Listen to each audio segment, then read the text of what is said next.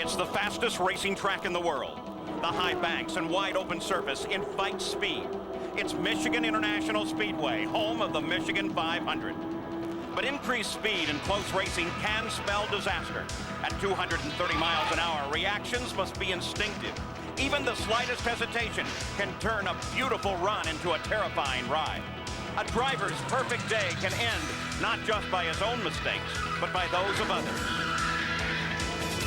The concrete wall streams along inches away, almost inviting, but even the slightest touch is devastating. Last year, the Michigan 500 was a contest of youth. Paul Tracy battled with Scott Goodyear in a duel that went on for miles and ended with Scott Goodyear's first IndyCar win. Now they're back. Paul Tracy with 3 wins this year, the hottest driver in the series. Raul Boesel, third in points.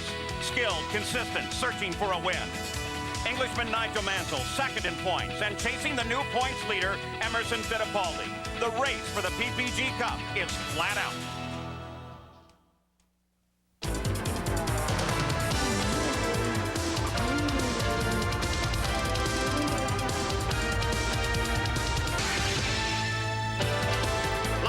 Michigan International Speedway, it's the 13th running of the Michigan 500. Hello, I'm Paul Page, and in many ways, this is IndyCar racing's toughest day. Unlike Indianapolis with its long straightaways, on this 2-mile high-bank speedway, 2/3 of the lap, you're turning the car, and the G-forces are trying to push you out of the cockpit. And consider 2 awesome speeds over 230 miles an hour. And a terrific front row, Ford-powered Lola chassis. A great veteran and a great rookie. Here's Jack Arute. Well, Paul, for the second consecutive year, Newman Haas Racing owns the front row for this Michigan 500. Again, Mario Andretti on the pole with a record-breaking speed. But as he looks to his right on the outside pole position, no, it's not his son Michael like it was last year.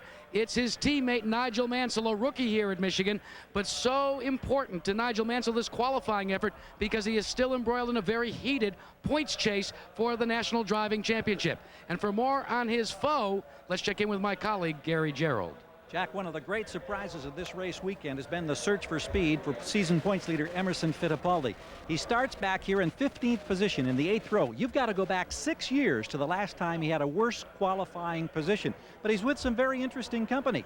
He's got Bobby Rahal to his immediate right. He's got Al Unser Jr. right behind him. 3 veteran winning drivers, more than 60 wins between them in their careers, better than 10 miles an hour slower than that front row. They've got a lot of work to do in the 500 miles ahead. Paul? So very definitely some surprises in the way they line up here for the Michigan 500. An interesting qualifying session. Let's look at the starting field. On the pole, it's Mario Andretti, his 66th career pole in a record-shattering run at 234 miles an hour. Outside is Nigel Mansell, the 6th time he sat on the front row this season. Row 2, the inside is Arie Luyendyk. He came from the last row to finish 2nd here 2 years ago. Alongside, Raul Boesel ran 3rd in last year's thriller. Row 3 to the inside is Paul Tracy, going for his 3rd straight IndyCar victory this afternoon. And Scott Goodyear, the defending champion. In row number 4 on the inside is Scott Brayton, the only driver who has started in all 13 Michigan 500s. And Teo Fabi, who finished 2nd in this event in 1989. Inside row 5 is Robbie Gordon, going for his 6th straight top 10 finish. And Lyn St. James, the first time a woman has qualified in the top 10 since 1979. Row 6 inside is Roberto Guerrero, making his first Michigan start in 3 years. And Hiro Matsushita, his best qualifying effort in his 4-year career. Row 7, Willie T. Ribbs. This equals his best starting position ever. And Stefan Johansson, his first start in IndyCar racing's fastest event. Row 8 is Emerson Fittipaldi. His first IndyCar win came here in '85. And Bobby Rahal, twice a runner-up in the Michigan 500. In row 9, it's Al Unser Jr., who won the fastest 500-mile race ever here in 1990. Outside, Buddy Lazier, who ran 7th last year. Row 10, David Coudray, who finished 8th at Phoenix. And Olivier Griard, a freshman from France. The 11th row, Marco Greco, a graduate of the Indy Lights. And Jeff Wood, an 8-year veteran. Row 12, Ross Bentley in his 2nd Michigan 500. And 8 of the 23 starters in today's field have never taken a green flag here at Michigan. Lyn St. James Waits will start the engines in a moment. Back at the Michigan 500, just a few minutes away from the start of the engines now. Sam Posey, we're talking a sport with many new faces. Well, of course, at the beginning of the season, Nigel Mansell appeared like a shooting star. But as the year has developed, two new faces have thrust themselves to the forefront. Paul Tracy, because he has led more laps than anyone, and Raul Boesel, because he has completed more laps than anyone. Both men took what we thought we knew about them and have changed our minds. Paul Tracy, the 24-year-old Canadian, was known to be fast, but he seemed too mistake-prone to be a regular winner. For 6 seasons, Raul Boesel had been solid but unspectacular, apparently destined to run forever in midfield. But all that changed this year. Tracy won Long Beach, his first IndyCar victory. A fluke? It seemed that way as he returned to his crashing ways, but then came Cleveland, win number 2, and then Toronto.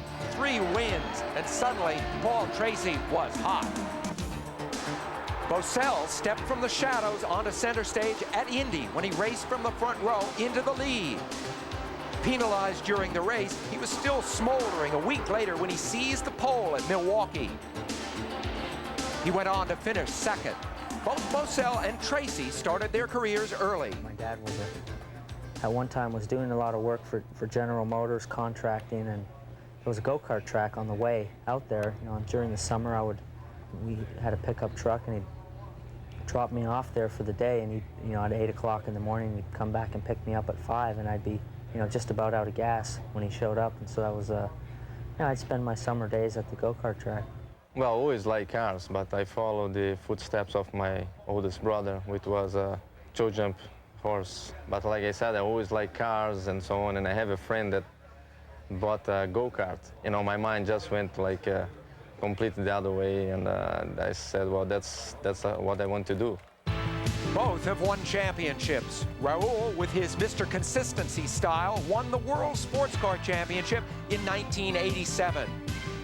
While Paul darted and swerved to brilliance in Indy Lights. When Paul's running hard, he enters what he calls the zone. The car just gets hooked up, and you can just go anywhere on the track that you want. I felt that a couple times this year. I just got myself into situations where, didn't leave enough room to get out of it, and I was already committed, and I got stuck in the box and couldn't get out of it, and that's what cost me the races there. It was very frustrating in Indianapolis, of course. It's something that I try to put away from my mind. I knew that that day I was the best driver, the best combination, team, driver, and this gives us, the insurance that we're here for real. Raul, his wife Vera, and their 2 children live part of the year in Miami. Climate there is similar to his home in Brazil. For 10 years, his career has been successful, not spectacular. Now all that is beginning to change, and Raul is ready. For Paul, the motorcycle is for relaxation. For fitness, it's a mountain bike. His life is changing fast, too. He and his wife, Tara, have a young daughter, and Paul's future may soon become that of a racing superstar. Paul Tracy, Raul Boesel, 2 different paths, both to the top. And Paul, the man that has guided Paul Tracy throughout his racing career is Rick Mears. And Rick, in 1991, you won your last 500-mile race, in fact, your last race ever, here in this Michigan 500. Then, 1 year ago in 1992, he was forced out of the car with a painful right wrist, decided that he would call it quits at the end of the season.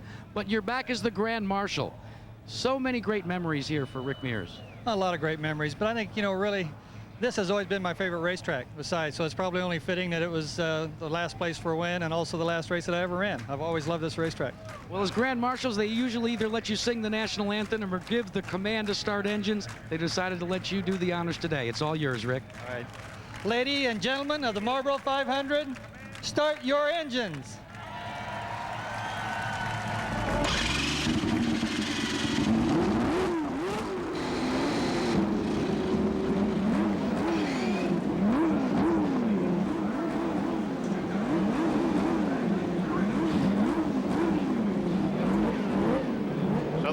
Fire, 161 cubic inches, turbocharged engines, developing nearly 800 horsepower.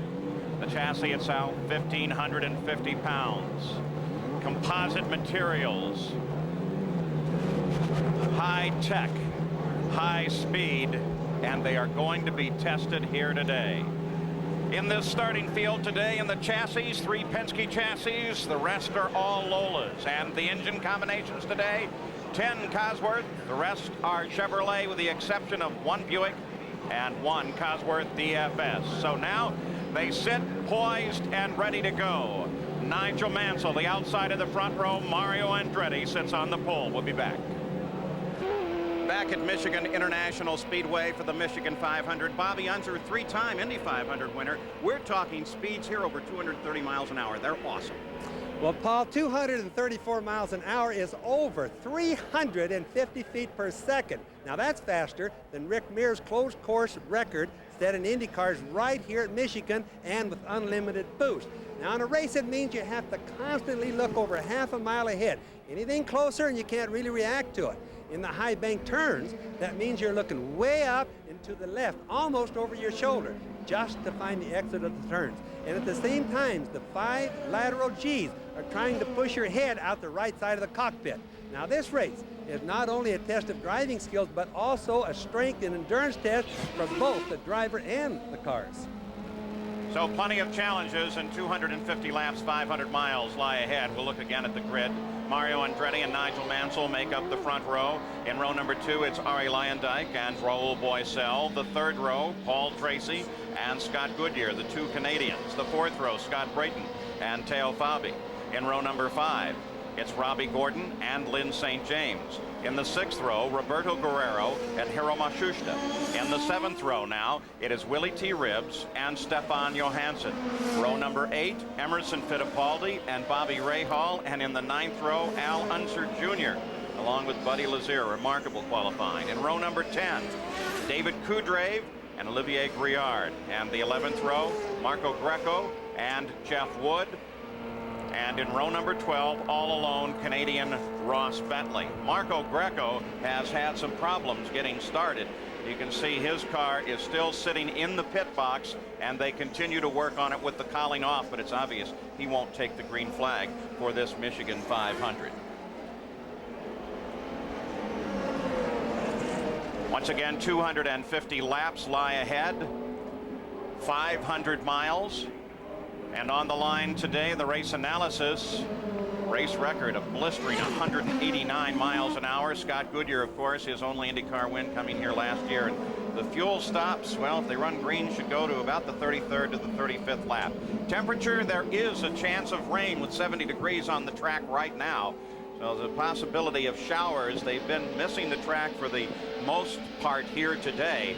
But there is that possibility, and we'll keep an eye on that as well. So now behind the PPG pace car, the field lines up. The points fight in the Indy cars, well, it just changed at the last race. Nigel Mansell has been dominating most of the year, but now Emerson Fittipaldi is in front. You ride with Bobby Rahal as the field begins to align now, coming off of the 4th and final corner and turning toward the green flag. Nicely aligned, but as Mario comes ahead, the green flag does come out. Mario got a good jump on the rest of the field. Nigel Mansell slides into 2nd place, and the rest of the field comes on through.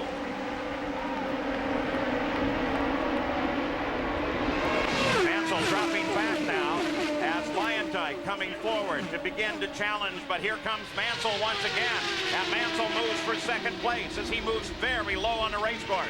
Remember, this is his first start on a super speedway high bank at this style. And Mario Andretti turns in for the line and takes the first lap, while the battle for 2nd is between Luyendyk and Mansell. Now Mansell looks to the high side as they head down into turn 1.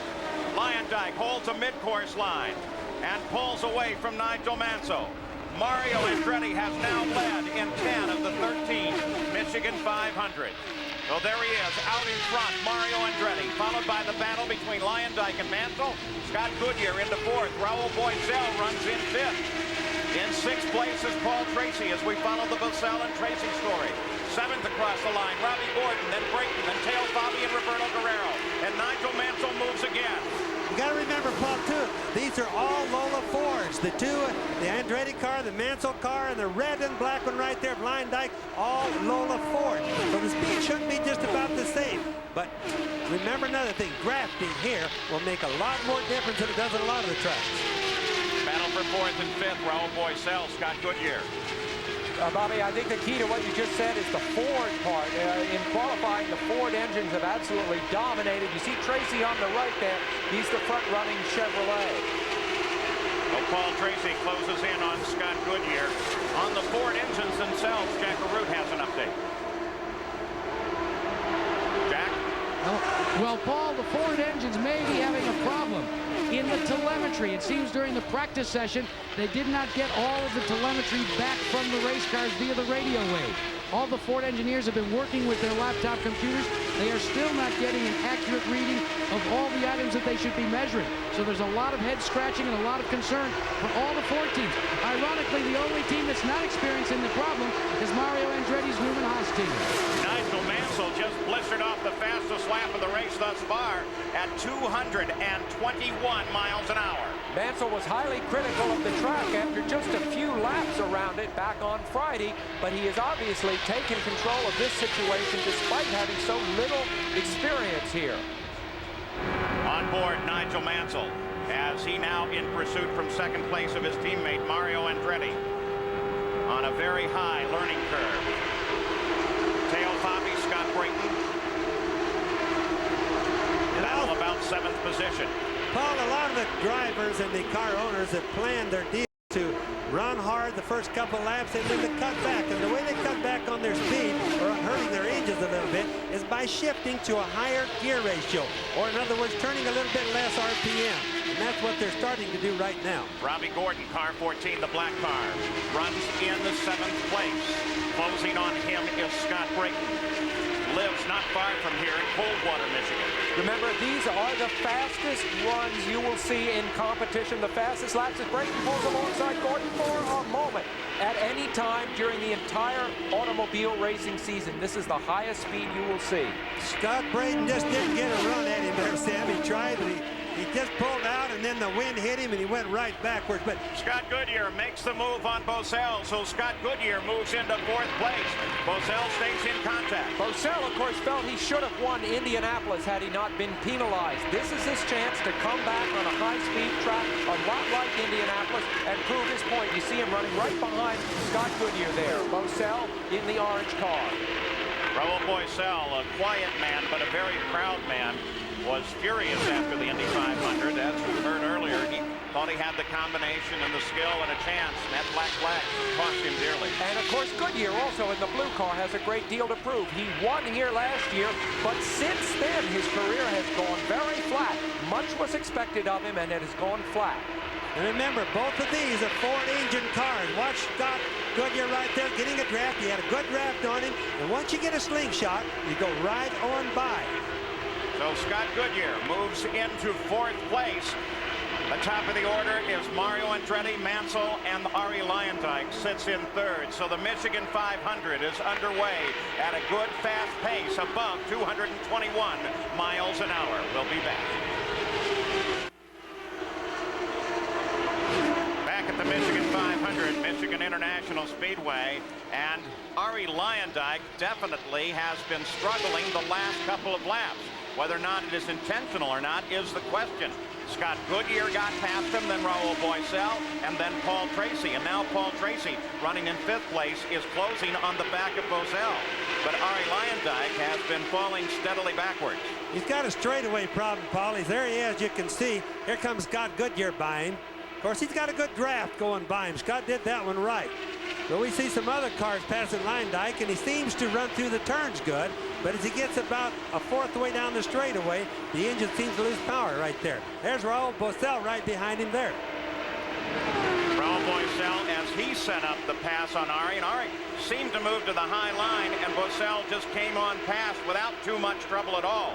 The next pass, of course, is that of Paul Tracy as he lined up, and they did, in fact, come to an opportunity to fight for just a moment. So 2 cars already passed Luyendyk. Now here comes Paul Tracy. But Luyendyk came back to battle with him a bit as they ran through the corner. Still, Paul Tracy finally took the position, but they continue to remain locked in battle. And Paul Tracy definitely by him. Let's go to Gary Gerould.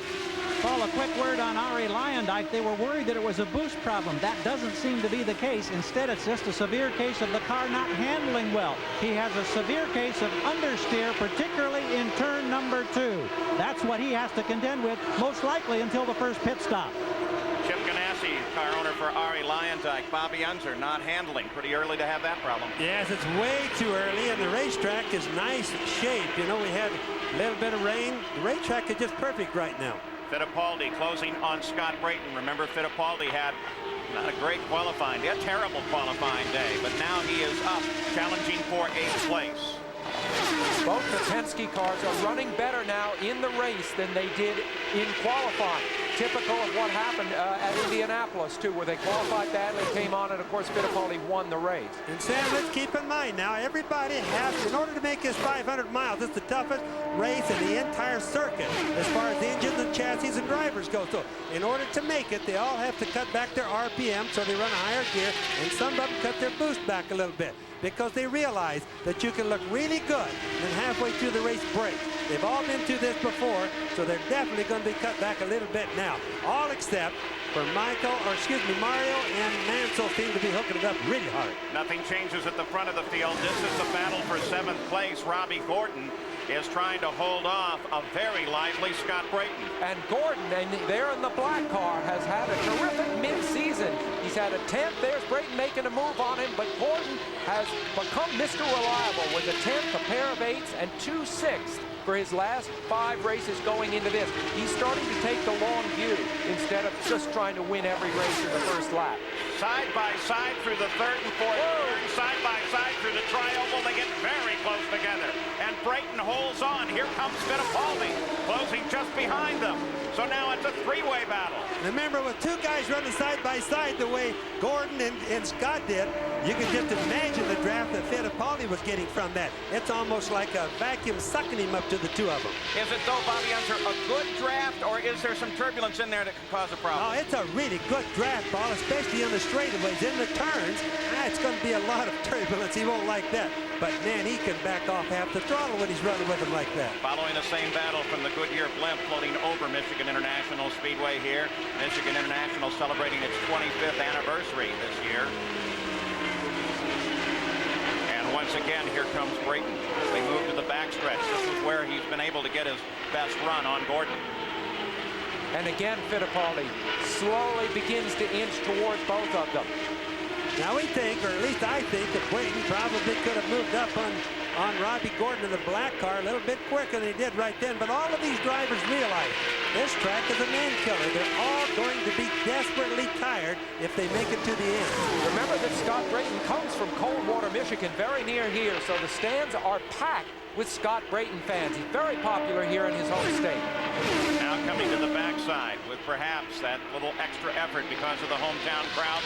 And here's Scott Brayton is alongside. He got a good draft into the corner this time, and he goes past Gordon. So Scott Brayton now into 7th place. Paul Tracy is still running just ahead of Bosell in 4th position. Here is Emerson Fittipaldi lined up just behind Gordon, and now he will set his sights on Gordon. Just remember these speeds. We're looking at cars going almost 230 miles an hour.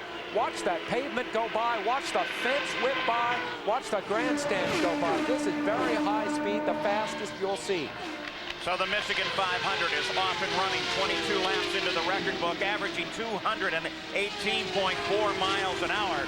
The lead taken immediately by Mario Andretti. Nigel Mansell dropped back, battled with Scott Goodyear for a while, and then finally settled down into 2nd place. Paul Tracy came forward around Raul Boesel as Arie Luyendyk had his problem. Now Fittipaldi makes his move down inside of Gordon, and Fittipaldi moves forward. So Robbie Gordon is either setting a pace or suffering a problem. Well, I don't think he's really suffering. At least doesn't look like it right now, Paul. I think he just realized, or his crew has told him, hey, don't try to burn the candle at both ends at the start. Take it a little easier. The 500-mile race, Bobby, you've driven 100 hundreds of them. What should be the design, the strategy that a driver plays? Run hard at first and then settle down and then run right at the last? Well, what they like to all do is what most of them have done right now. Run really hard early on, settle down to the middle. Don't lose anything. Most importantly, try not to get lapped. And then have the last third of the race, or at least the last fourth of the race, to really put it on hard. Leader of the race, Mario Andretti, as he begins to thread his way through traffic. Well, Jack showed us that both the Newman-Haas cars were on the front row with Mario, who we see here, and Nigel Mansell. Newman-Haas had 2 cars on the front row last year, and it's interesting that neither of them even got to half distance. And in fact, the Ford engine, the contemporary Ford engine that is in Mario's car here, has never managed to win a 500-mile race. So a lot is riding here today. Battle for third now. Tracy, Goodyear. As I went down to the garages yesterday talking to the various mechanics, a lot of the Chevrolet guys were asking me, do you think the Fords can finish, Bobby? They know that the Fords have a lot more power on them here. And, you know, nobody knows because they haven't done a 500-miler like that. But they are awful fast here. Tracy using the advantage of the slower car, Mashusta just ahead of him. And he tries to get down inside of Goodyear, but it won't work. By the way, the pronunciation on Mashusta, that is now how his team says they'd like it used. Here's Tracy just alongside of Scott Goodyear. Uses the draft going into the third turn, but Scott Goodyear is going to hang with him. This is the battle for third. And keep in mind, Tracy is in a Chevy, Goodyear is in a Ford. And remember, it was these 2 men who battled it out at the end of this race last year. So they have resumed their rivalry here on the high banks of Michigan exactly a year later. Back at the front of the field, Nigel Mansell has now closed up. Using the traffic on Mario Andretti. He comes way high into the corner, gets alongside Mario. Mario has the better line at this point, but look at Nigel Mansell. This is a rookie on a super speedway. He figured it out in about 3 laps of practice. Well, Paul, one thing I've been noticing on Mario, his last 3 laps ago was 2:16, then 2:14. His last lap was 2:10. Now, some of that's in traffic, but Nigel has caught him from way back, probably 100 yards back, where now he should pull away. So Mario definitely has some sort of a problem. Both of them pull high to come through the traffic now. Nigel Mansell picks up the lead here in Michigan for the first time, the first lead change in the race today. 28 laps are complete very shortly. They'll start thinking about the pit stops. But Nigel Mansell is in front, and we have had green flag right from the start of this race. So the Michigan 500 is very fast at 217 miles an hour. We'll be back after this message and a word from our ABC stations. Overhead at the Michigan 500, the Goodyear blimp providing aerial views today. It's the Goodyear blimp Spirit from Akron, Ohio. And on the racetrack now, 33 laps are now complete. Nigel Mansell took over the lead from Mario Andretti, and immediately upon doing so, started turning laps at 223 miles an hour. Because of that, as we look at this interval leaderboard, you can see that Mario has dropped back now almost 2 seconds behind the leader of the race. But first and second, well, they're pulling away from the rest of the field. For an update on 4th place, Scott Goodyear, here's Jack Arute. Well, Paul, you saw Scott Goodyear battling with Paul Tracy. It may have been focus for Goodyear that created the problem. No complaints about the handling, but this piece that goes on the headrest that he can lean up against has come loose, and his head is beginning to bob inside the cockpit. And at 230 miles an hour plus, it's tough to focus on a point when your head's going back and forth. They're going to change it on the first pit stop. And Jack Arute, one of the complaints in the drivers' meeting this morning was Bobby Rahall's concern with how rough it is. Well, your head bounces back and forth, even with new aerodynamic helmets. Remember, these are open cockpit cars. Al Unser Jr., who was running in 13th place, is the first to make a pit stop here today.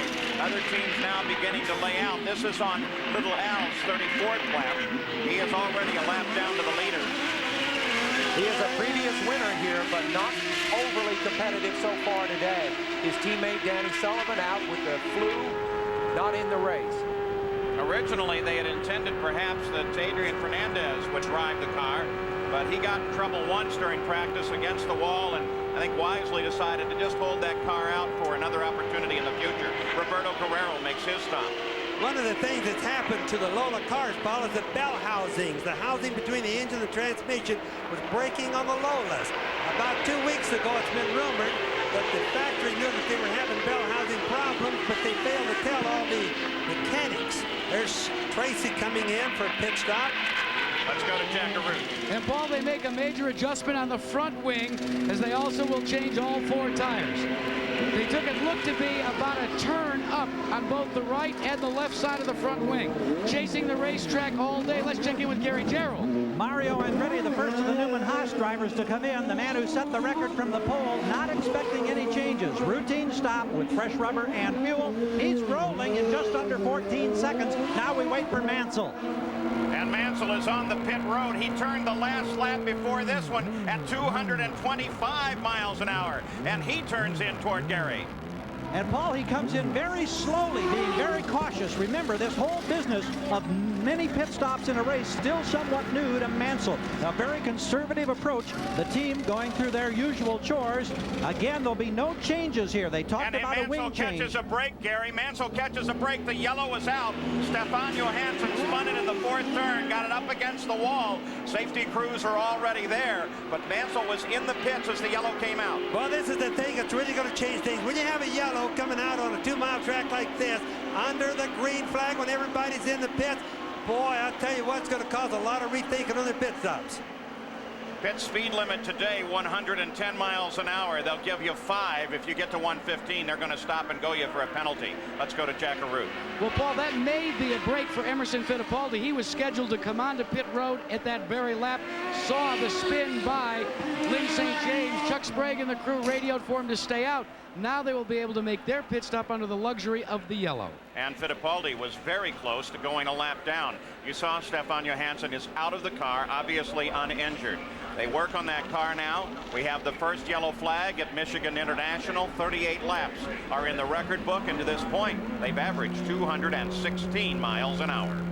We'll be right back. Tonight, Billy Ray Cyrus brings his achy breaky heart to America's Funniest Home Videos, followed by America's Funniest People. And then Clint Eastwood is back in the line of fire as Dirty Harry in the Deadpool, the Sunday night movie tonight on ABC. Well, we're still under yellow at Michigan International Speedway as a result of an accident involving Stefan Johansson. He is out of the car, reported uninjured. They're still trying to get the car off of the race course.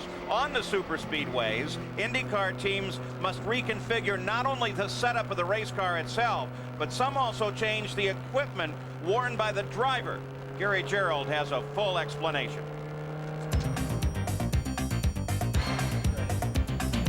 At speeds of well over 200 miles per hour, the air that comes streaming up over the front cowling and over the windscreen into the cockpit creates a tremendous amount of buffeting around the driver's head. There's a new helmet design that's found favor among many of the drivers who are competing here in Michigan today. Here's an example of the helmet, this one worn by Bobby Rahal. They've addressed the buffeting problem in 3 critical areas. The first is this lip that protrudes down here in front. It creates downforce, much like a front wing, pushes the helmet down, keeps the air from getting underneath and wanting to lift on the driver's head. Second area, a subtle change, a patented design contour up here on top that aerodynamically also combats that lift factor. And the third area has to do with this wicker bill, much like you find on the rear wing of the race car. This helps create downforce, but perhaps more significantly, back in this position, it keeps a buildup of air from building here behind the driver's head, and instead attaches the stream of air to the side of the car, and it trails right on back. Now, what does that all do at these high speeds? Well, with that buffeting, the driver's head is bouncing just like this. Now, because of these factors, it's a very stable ride here with his head. That means he can see much better, and it also means that that lift factor greatly reduces the amount of fatigue and stress that's placed on his neck. I'll tell you, at this place, fatigue and stress are critical. So now Nigel Mansell under the yellow has the lead of the race. Emerson Fittipaldi picked up a great advantage on that stop. He was almost going to go a lap down. We'll be right back with more from the Michigan 500. Back at Michigan International, they're doing extensive work under the yellow on Lynn St. James' car, but She remains with that machine. 9 cars on the leader lap. Some people picked up an advantage with that yellow, Bobby. Well, it takes a lap if you pit under the green, no matter how fast your pit stops are. And a lot of the guys pit a little bit early, or the yellow came out right during when everybody's going to start coming in. So, for example, Fittipaldi and Boiselle gained a tremendous advantage. They're way up, and whereas Tracy, even though he's in the serial, looks in to be number 1 right now, he's almost a lap down. So he lost on the shuffle because he came in a little bit too early. Situations developing during the pit stops, and an update from Jack Arute. Well, Paul, a very lucky break for Emerson Fittipaldi, because that caution came out. He had taken some debris and a puncture right through the tire. Look what happens when you get a tire going down at 230 miles an hour. Just ripped it to shreds. With small debris going that fast, you can make a hole that big in one of these tires. Let's go back up to you. Well, boy, Paul, he picked up almost a lap from LeLuc, and look at that width at the tire that was absolutely torn apart. That could have saved Emmo's day for him. This man right here, Paul Tracy, though, he suffered from it. He's in a bad position right now. He's going to have a lot of distance to make up. But remember, this is not the team's fault. Nobody knows the yellow is going to come out when it comes out. You don't think luck plays a role in automobile racing? Also, there's a very long way to go, remember. A 500-mile race offers many opportunities to sort out the things we've just had happen. 250 laps here. You see we're at the 43rd lap, the first yellow of the day, caused when Raul Boiselle got into the wall, apparently alone in turn 4. Nigel Mansell, very light load of fuel, cut a lap at 225 miles an hour just before the pit stop. IndyCar has just announced their new schedule, and here it is for next year, so you can begin booking hotels, getting your tickets, and making arrangements for the 1994 schedule. Season, of course, ends October 2nd next year at Laguna Seca, California. Did I say, I said Boiselle involved in the accident, Bobby? Yes, Paul, it was actually Johansson. I think you just accidentally called it Boiselle. But Boiselle is running 3rd. Here's Buddy Lazier, who had an exceptionally fine qualifying, right up there with people that you would not expect him to have qualified alongside. He was in the same row as Al Unser Jr., who's won this race and is a former champion. You can look at the water coming out. Could be fuel, but I hope it's water out of the left lower of Boiselle. I hate to interrupt you there, Sam, but on Lazier's car, he's got something coming out of the back end of the car really bad. Later today here on ABC Sports, more auto racing as we look at the back of Lazier's car, whatever it was. It looks like it has cleared up. The racing action will continue. It is the final round of the International Race of Champions. The champion will be determined in this 4th and final round, where the mechanical advantage is taken away and the drivers are what matters. Good race, too. I might tell you, run here yesterday at Michigan International. You ride with Nigel Mansell, the leader of the race. You can see there are other cars lined up in front of him. You look back from Al Unser Jr. now, and we'll take a look at Scott Goodyear's car as well, where they've done that repair that was suggested that they needed on that car. Let's go to Gary. Stefan Johansson has just been examined by the doctors. You appear to be fine. Can you tell us what happened in that incident? Well, I don't really know. The car was pushing really pretty good all the time, and all of a sudden, you know, I came into 3 and it just swapped ends on me. When it happens at this racetrack at these speeds, it's usually very, very big, and I would imagine you got to feel fortunate that you can walk away from this incident. Yeah, I think so. God, you're all right, Stefan. Thank you. Yeah. We get ready to go racing once again. We'll go back up to Paul. Stefan Johansson crashed on the pace lap at Long Beach, crashed again at Milwaukee and Detroit, and here today. So he's had plenty of wall time, fortunately no sheet time. The most likely culprit for his accident, Paul, ironically, is probably a tire puncture. But when they puncture going fast here, the car swap ends so fast you can't believe it. Update on Fittipaldi, Jack Arute. Paul, you don't think Emerson Fittipaldi's concerned about the championship? He wasn't worried about the tire. He radioed into his crew, "Where is Mansell?" That's all he was concerned about. He's very talkative today on the radio. Now the answer, of course, there's his crew chief, Rick Reineman. The answer, of course, is that Mansell is at the front of the field. The yellow came out while Mansell was making his stop. The order as they come back to green for the race itself will be Mansell, Andretti, Boiselle, Fittipaldi, Lyondike, Fabi, Gordon, Tracy, and Goodyear. Emerson is looking to protect a scant 3-point lead. Not much to work with. So now they come back to speed. The green flag comes out, and we're racing once again on the 45th lap at the Michigan 500. And they spread out as the slower cars sitting just ahead of the race leader move over, and Mansell carves his way on through. Mansell wants to put as much distance as he can to anybody. Remember, this track is kind of hard on traffic. The wind buffeting bothers everybody, the turbulence, so he wants to get out in clean air as soon as possible. Brayton and Goodyear battle. They are a lap down to the leader, running in 9th place as Goodyear moves into 9th. And then Brayton takes it away from him. On board with Scott Goodyear, that tape you see flapping, it's not going to stay on there, Paul. It's going to just slowly work its way off. But he has to have that little brace to the right side of his helmet, because that's what keeps up that 5 Gs in the corners, keeps his head up. Looks like it's well taped on in other areas there, so let's hope that it does stay on. It was a quick repair. Well, what about a 240-mile-an-hour wind on the straightaway going over there? Well, that's for sure. And it'll have Velcro behind it helping it also. Fittipaldi continues his moves up through the field as he just cruises past Allinger Jr., who continues to struggle this weekend. Mansell's put 2 seconds on the remainder of the field. Second place is still Mario. Mansell and Fittipaldi were joking with each other last night in the garages. Very relaxed. Of course, 2 former Formula One champions. Mansell is the defending Formula One champion now, battling it out now for the IndyCar championship.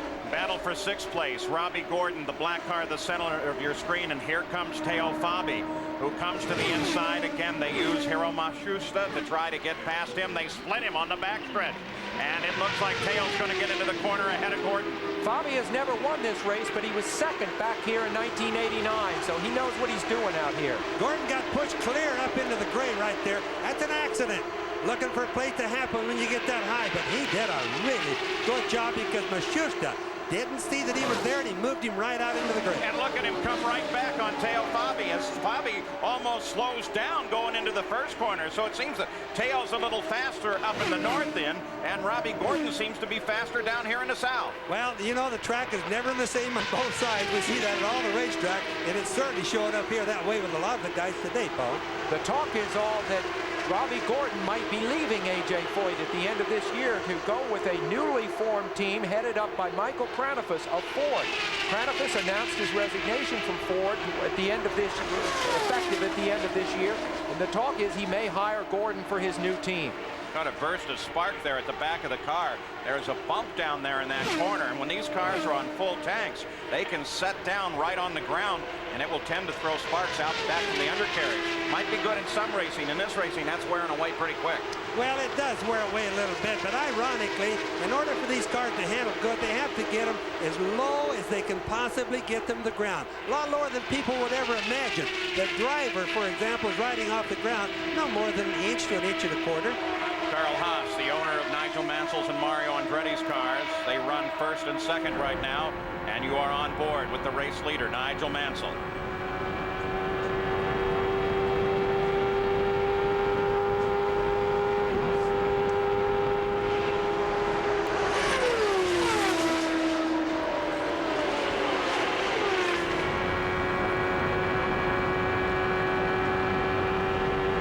Cars just in front of Mansell. Fabi, Tracy, they're all trying to stay on the lead lap. We'll just listen to the throttle response here.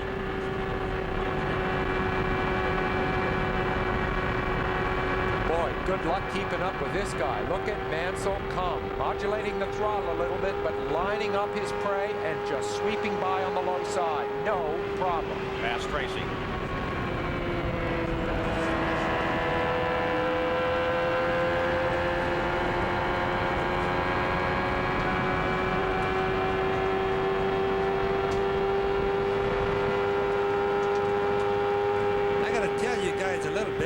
Modulating that throttle. He's holding that thing pretty near to the floorboard all the way around, guys.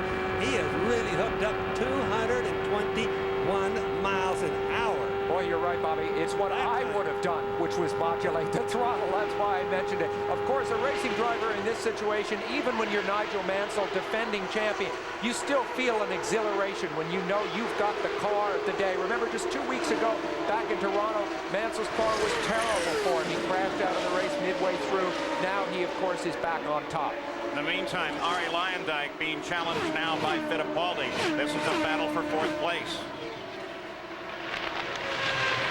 Arie Luyendyk started 3rd here. at the serial scoring as he fell backwards and then has been since the pit stop steadily moving back forward in this field. You know, Lyondike, of course, shown at Indianapolis where he finished second. And here he is shining again. And of course, there, as you see Emerson Fittipaldi right there with him, he's had a miserable year, Lyondike has, everywhere except these super fast tracks. He doesn't seem, you know, he came from road racing, Sam, and he doesn't seem to like or go fast on road racing at all. He doesn't go fast on the miles. He only goes fast, as you said, on the real fast speedways like here and Indianapolis. And that's not going to be enough to satisfy the car owners. He's going to either have to get it up or he's going to have a hard time finding the ride next year. Well, the team, of course, is switching to the Renard car away from the Lola. They'll have a new car, all new, next year. Traffic ahead. We will try and give you more of those graphics that do bring you up to date on an individual car's progress through the field with the serial scoring. Mansell still in front, Andretti in pursuit, but a full 5 seconds back. Cars are passing all over the racetrack. The passes are happening so fast back in there sometimes. There's little Al. Tracy's right behind him. There's Lyondike. They're really trying to go for a few positions right now. Some of them realize that that yellow flag came at a bad time for them. They're trying hard to make up the difference. Unser Jr. trying to stay in there at the pace, but he is a lap down, running in 13th place right now. He was the first car that came in on the yellow. Of course, he didn't know it was going to turn yellow and his crew didn't, but nonetheless, he was really bad luck on that one. Bobby, a lot of speculation on what little Al will do next year. We've got some telemetry from on board his car. I'll give you an idea what the speeds and the RPMs are coming off of this Chevrolet engine. Flat on the throttle right there. Now you can see he's backing off quite a bit. Now he's 100%. We're down the front straightaway. Let's go into turn one with him and watch and see what it does here. 100% still, there's 84, but 24%. Now that's backed off all but about a quarter of the throttle. He's still not on it all the way, still not on. There, he's finally got it open. Now, there's where he's losing his speed, and they know this through the telemetry or through the computer systems, Paul. He's having handling problems. So what's he going to do about it? There's nothing they can do except try to adjust the wings during the race. But the mechanical setup, like the springs and the roll bars and all, are already set before the race. So he's going to have a hard time the rest of the day.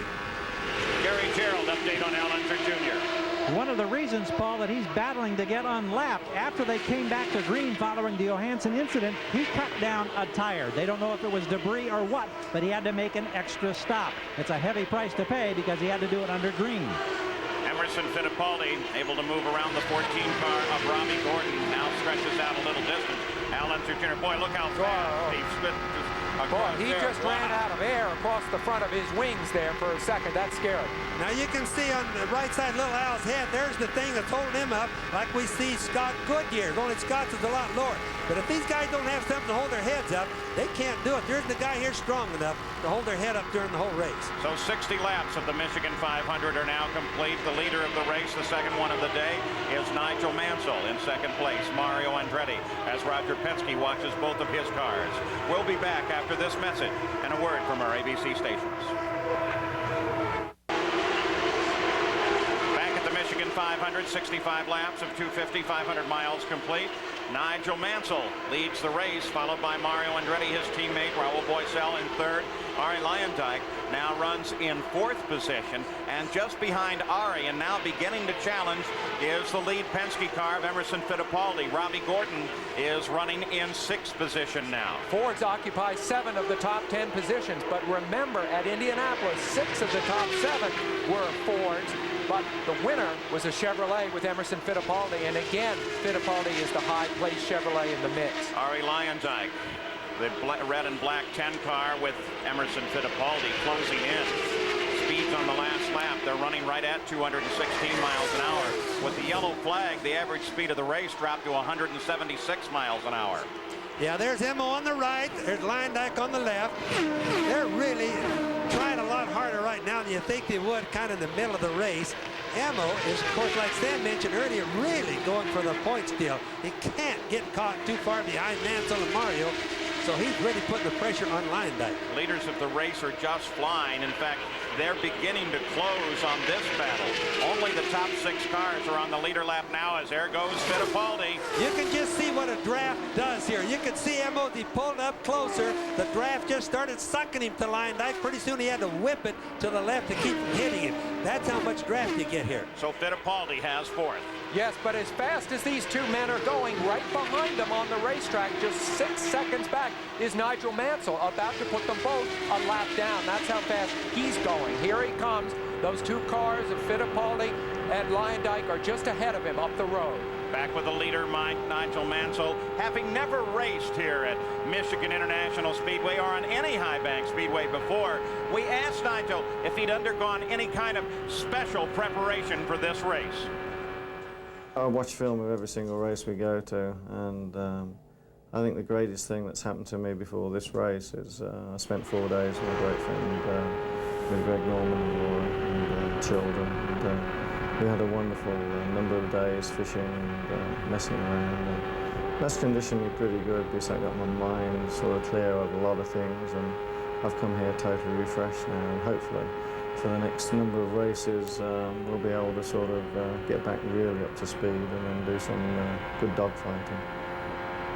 He enjoys a very special relationship with golfer Greg Norman. You know, it's almost as if the pressure of leading the championship, which he has done since Long Beach, he led it, of course, by winning the first race, slipped back of Mario Andretti at Phoenix, and then led the whole way until Emerson Fittipaldi notched him. Now he's like back in the fighting Mansell mode, trying to get back in the lead. Arie Luyendyk and Robbie Gordon as they battle. Luyendyk's had his problems here today. It is a battle to try and obtain 4th place. Fittipaldi is just ahead of this group. There's Gordon, there's Luyendyk, and Gordon just sailed on past. Now the leaders beginning to line up. Here comes Mansell as he moves around Fittipaldi. That was what Fittipaldi down. That's what Fittipaldi didn't want. That's the reason Fittipaldi wanted so bad to get by Luyendyk a little while ago. But it didn't work, Paul. I'll tell you, at no time in this season, here comes Emerson down, have we seen a car as superior as Mansell is right now. Emerson Fittipaldi slowing down, heading for the Penske pits. He pulled off the pace quickly. Luyendyk and Gordon sailed past him in their battle, and now he comes in for a stop.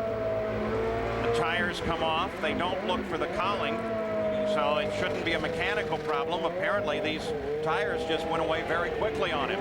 The crew checking tentatively at the right rear of the car. Couldn't see any adjustments. He just needed tires. They most likely changed the stagger on the tires. Stagger, the relationship of the diameter of the right outside tire to the inside. Why would they have to change that at this point? They change them all during the race, Paul. As the track changes, the stagger gets changed. Usually they have about 2 to 3 different setups on stagger, which, ironically, during the race is the biggest change that they make, even bigger than the wing changes. Let's go pit side and Gary Gerald. Paul, a word from the crew that just serviced Fittipaldi. Emerson felt like something was going away at the back. The crew made a quick inspection while they changed the tires, topped him off with fuel, did not find a problem. He's now back out there. We'll see how it handles from here. Well, of course, with the possibility of a tire problem or some kind of suspension or chassis problem hanging over your head on this very fast and dangerous track, you're probably smart to come in, even if it drops you down a little bit. Nigel Mansell with Arie Luyendyk, the 5th place car just ahead of him. And very quickly, I suspect, Luyendyk will go a lap behind the leader of the race. Well, Mansell, for example, just a few laps ago, there he goes right by Luyendyk. It makes it look awfully easy, even though they're both Fords. But he just turned 225 miles an hour when his fuel tank was still kind of full. Now, that's good speed with a full load of fuel. Not exceptionally good when it's kind of empty, but full, it's a bunch of speed. He's running laps at 221 miles an hour right now. And then they call him Lionheart, the Italians, El Leone. He is so strong. He comes here within just a few laps. All of a sudden, he's running at record pace. And Raul Boesel, who now runs in 3rd place. Jack Arute has an update. Well, Paul, yesterday after the final practice session of the day, Raul Boesel came in and told his car owner, Dick Simon, let's change engines. No particular reason. He said, I just had a feeling. Well, what they found out after they changed the engine is it totally upset the balance of the car. When they started this race, it had a terrible powerful push. They've continued to make adjustments, and now Boesel has radioed in that they feel that they have got the car back to the way it was performing yesterday, and they feel now they can quicken the pace and try and chase down the lead duo. Why would changing an engine upset the balance? Well, Because I'll tell you, Paul, what happens sometimes when you drop a new engine in, what happens is the balance from right to left changes just minutely. Bobby Unser could probably tell you more about that. Well, Jack, you're absolutely right. What happens is the engine is actually part of the frame. And so the holes, when they put them in, there comes Tracy in. The holes on the engine don't line up just exactly like they did on the other one. If you were only off 2 to 3 thousandths, it would make the difference that Jack was talking about. Paul Tracy into the Penske pits. One would presume that this is a little early, too. We're on the 77th lap. He last stopped on lap 41. You would guess he could get into the 80s. But perhaps he's suffering some of the same problem that Fittipaldi felt earlier. We'll try and update you on that. Clean stop, fuel, tires, and Tracy back to the fight. Yes, and again, it doesn't seem to be any mistakes made. Penske has game plans when he starts his pits, when he starts his race. More work in the Penske pits coming as Fittipaldi is coming back in. That just definitely doesn't mean that Emmo's got a problem. And when Emmo says he has a problem, it's not an act. He really has something wrong with his race car. You're suggesting that some guys might be acting when they come in? Oh, we've always questioned some of them come in, Paul. They feel things. It looks like what they're going to do is look at it, do some adjustment on the front wings, send him back out. His rear end is loose from what we heard from the last pit stop. Whatever it was more than tires and stagger. Look at them pulling. They're checking all the suspension members, especially with this track and all the stress put on them, right? Well, that's right, Paul. What I started to say is that around here you go so fast that a guy feels there's something wrong. He can't tell the mechanic exactly what it is. And if you ever rode with them and saw how fast 230 miles an hour is around this track, you know why they have to come in and check it. Yeah, and of course the point is that unlike a road racing course where you can get to a slow turn and kind of kick it around a little bit, here you can't do that anywhere. Bobby Rahal, 9th place. You ride right on the nose of his car as he comes in for his pit stop, and you saw that the Newman Haas team was laid out for both of their cars. Mario is already into the pits. And just listen here. They're waiting for Nigel. And beginning to wave him down. Remember, he had problems at Indy with these high-speed pit stops. Let's go to Gary. They're changing stagger on Mario's car as he gets away in about 15 seconds. Now Nigel is in. Whoa. No problem as they went out between Mario these two. spun coming off the pits. Oh, He's now Mario reversed. right in front of us. Mario spins it around again. Whoa! Keeps it running, Paul. And the crowd has gone crazy because he kept it running. Now Mansell, who had a good look at it, leaves. Now let me tell you. Wait a minute, I want to tell you that was spectacular. Yes, it was, Paul. Now that was a good piece of driving. That was a good piece of thinking. Don't ever think that Mario's over the hill when he can think and react that quick. Remember when he and Michael had a similar thing happen? Look at that. Locks him up. Now watch, though. He's got the clutch in, though. He can't turn the car around otherwise. So look what he did, just like he was on water or on the snow, and lit perfectly. Now that's really some credit for him. Remember, he used to be able to do that on those Formula One tracks where the guardrails are on both sides of narrow streets. He had room here, but he showed his skill. Not that I'm suggesting he should retire, but should he ever? He's got a place as a stunt driver. There's no question about it. Well, you know, Watch Paul this. Newman raced in the Trans Am the other day. He's 68, and he said to Mario, I did okay. Mario said, you know, I think that just extended my career 10 years. Now look at all 4 wheels are locked up. Now watch him kick the clutch. He revs the engine up, pops the clutch. He knows where to quicken. He releases the brake, releases the power. Now he takes off again.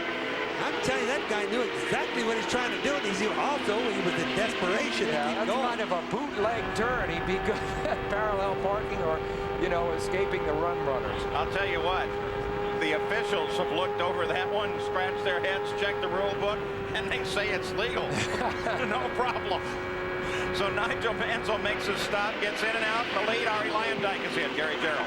Well, everybody at this end of the pit still collecting their breath after the Mario dramatics. Luyendyk's crew now, they're in the first pit, closest to pit out, servicing Luyendyk. He had inherited the lead when the others came in. He's away with a routine stop, and boy, he lights up the tires as well. Of course, being very careful because the speed limit on pit road is 110 miles an hour. You hit 115, and they are going to bring you in for a stop-and-go penalty. Bobby Unser, a stop-and-go here can really cost you because it means that it's going to put you easily a lap behind the race. So now we are at lap 85 in the Michigan 500. Mansell is the leader. This track back is brought to you by Ford and your Ford dealers. Have you driven a Ford lately? In IndyCar racing, weight saving is of a premium, and the crews will work very hard just to save a pound or two on the chassis, but there is an area that they can save 40 whole pounds in one fell swoop. This is a cast iron standard brake rotor that can be replaced with a carbon fiber brake rotor, and if you add in carbon fiber pads, you can save a total of 40 pounds. Another advantage of a carbon rotor is since it's one solid piece of carbon, it has less of a tendency to explode at very high speed. There is, however, a few disadvantages. This carbon system costs $6,000, which is 3 times as much as the standard system. And so therefore, IndyCar has banned the use of carbon brakes in all racetracks with the exception of the high-speed tracks of Indianapolis and Michigan. Now there is another drawback, and that is that you have to warm up carbon brakes first before they work. So on a high-speed oval, if you go for the brakes, they may not be there. Most teams will opt on the high-speed tracks for the carbon system, even though it's more expensive, and then remind the driver, make sure you warm up those brakes before you come in for that first pit stop. Back at Michigan, Emerson Fittipaldi into the pits again, Gary Gerould. Paul, this is the 4th time that he's been in the last 18 laps. They came in thinking there was a problem with the rear of the car. They changed tires, routine service didn't address it. They've changed cross weight, they've changed suspension parts. They're adjusting everything they can, changing tires each time. Car's not working. Emo is not a happy season points leader. They think, however, maybe this time it'll be better. Of course, what it's doing having an impact on his championship. The Goodyear Tire and Rubber Company has dispatched its blimp, the Spirit of Akron, to hover overhead our aerial views here today coming from that blimp. Goodyear blimp is a familiar sight over major events such as this one. And Fittipaldi, obviously with his problems, is now well behind in the points fight. And Nigel Mansell, should the race end as they stand now, is back into the points lead. Robbie Gordon, Arie Luyendyk, they battle. It's a battle for 4th. If all those changes they did on Emo doesn't fix his car, he'll come in, Paul. There's Luyendyk slowing down for something. He'll come in because they all know they made some drastic changes there. Both staggered the tire, took all the front wing out, or a whole bunch of it. That doesn't fix it. They'll come in knowing that there's something in the car broken. If he slowed down, or just perspective, because Luyendyk is staying in pursuit of Robbie Gordon. They are 1 lap behind the leaders, battling for 4th place. Again, the top of the order, Mansell, Boesel, Mario Andretti. Mario, despite that spin in the pits, but he is very close to being put a lap down by his teammate, Nigel Mansell. Robbie Gordon, one of the 8 men who started this race that had not raced here before. 1/3 of the field had not raced here before. And neither had Lyn St. James, by the way. Cars out of the race. Jeff Wood with handling, Buddy Lazier with oil pressure, Stefan Johansson with a crash, and Lyn St. James is also out, Jack Arute. That's right, Paul, the Spirit of the American Woman, and we understand that this is your last race for this year only. Glad you got that right. Yeah, only for this year. You know, we probably had the best race of my career going. The JCPenney Spirit of the American Woman. Nike car was running so good. I mean, well, what put you out? It's electrical. We checked all the external electrical, all the switches and everything. They all check out fine, so it's something internal, but it just makes you hungrier for next year. How do you answer your critics, Lynn? You know, a lot of people said that you maybe didn't push the button as hard as you could have this year. I was pushing the pedal as hard as I could without putting it in the wall and doing something stupid. So I got a learning curve to go through, and I need time in a car, and that's what we're going to do in the off-season and do some testing and get ready to come back strong next year. And Paul, we'll see her next year. Jack, she's expecting to have some surgery on an elbow, right, isn't she? You know, Lynn, we understand the off-season. You may have to undergo the knife and have some surgery. What's the situation there? Yeah, this Thursday I'm going to have arthroscopic surgery on my right elbow. My pitching arm has got a little problem, so Dr. Andrews down at Alabama Sports Medicine Clinic and HPI and Daytona Beach and Terry Trammell have all worked together so it's working out from a time standpoint. I can get it done, get rehab, and get back to driving in the off-season. And watch her next year. She'll be back. And Trammell's working on her, no problem. You know, she said something very candid the other day. She said, I really did underestimate IndyCar racing. And I think that IndyCar racing in some ways has underestimated her. She's extremely determined and more talented than her occasional appearances in this first year have allowed her to show. I'm glad she'll be back. Mario Andretti just passed by Nigel Mansell. Mario runs third, so now only 2 cars, Nigel Mansell and Raul Boesel, run on the lead lap. And Boesel is 31 seconds behind, so he'll appear in the windscreen of Mansell's car very shortly. Well, Mansell right here, Paul, is the guy that theoretically didn't like this racetrack when he got here, said nothing but bad things about it. And look at the guy, just totally dominating, running away with the race. Averaging 186 miles an hour now. Nigel Mansell, the leader. There have been 3 lead changes, but the battle has been between Nigel and his teammate, the pole sitter Mario Andretti. 1 caution for Stefan Johansson's accident, and Buddy Lazier, Lynn St. James, and Jeff Wood all out of the race, as we mentioned just a moment ago. And Mansell is just carving through this field like a hot knife through butter. You know, on the tires here, like for example, Johansson probably ran over something and popped the tire, Paul, but they don't have liners or inner liners in them like the stock cars do. So if they have any debris on the track and run over it, it's an instant blowout. Even though it's a cut in the tire, it's a blowout to the handling. Well, Bobby, if it is that, why don't they have them? It causes too much heat. And they would just generate too much heat, and they would have to almost go to a stock car type tire, and that just is not what IndyCar racing is all about. Well, you saw the pass there. That was Raul Boesel that just disappeared in his rearview mirrors, and so Nigel Mansell runs alone a full lap ahead of the rest of the race. The car he's passing right now is Bobby Rahal, the defending IndyCar champion. The once and future IndyCar champions perhaps running close together. It certainly looks as if Nigel Mansell taking a tremendous lead in the points if he is able to keep this lead in the race here today over Emerson Fittipaldi. Then there would be just 6 races left to go, and he might very well have a stranglehold on the championship. You know what I find is so fascinating, that where one would presume Mansell would have had an opportunity is, once again, here we watch Robbie Gordon and Arie Luyendyk, their continuing battle, and Arie gets past Robbie Gordon there. Again, Hiro Matsushita key in the battle. Oh, and here comes Gordon right back. We'll stay on this one for a minute. Now, he just used Matsushita's air to get a good draft right by Luyendyk. Luyendyk should have lined up behind Matsushita right there.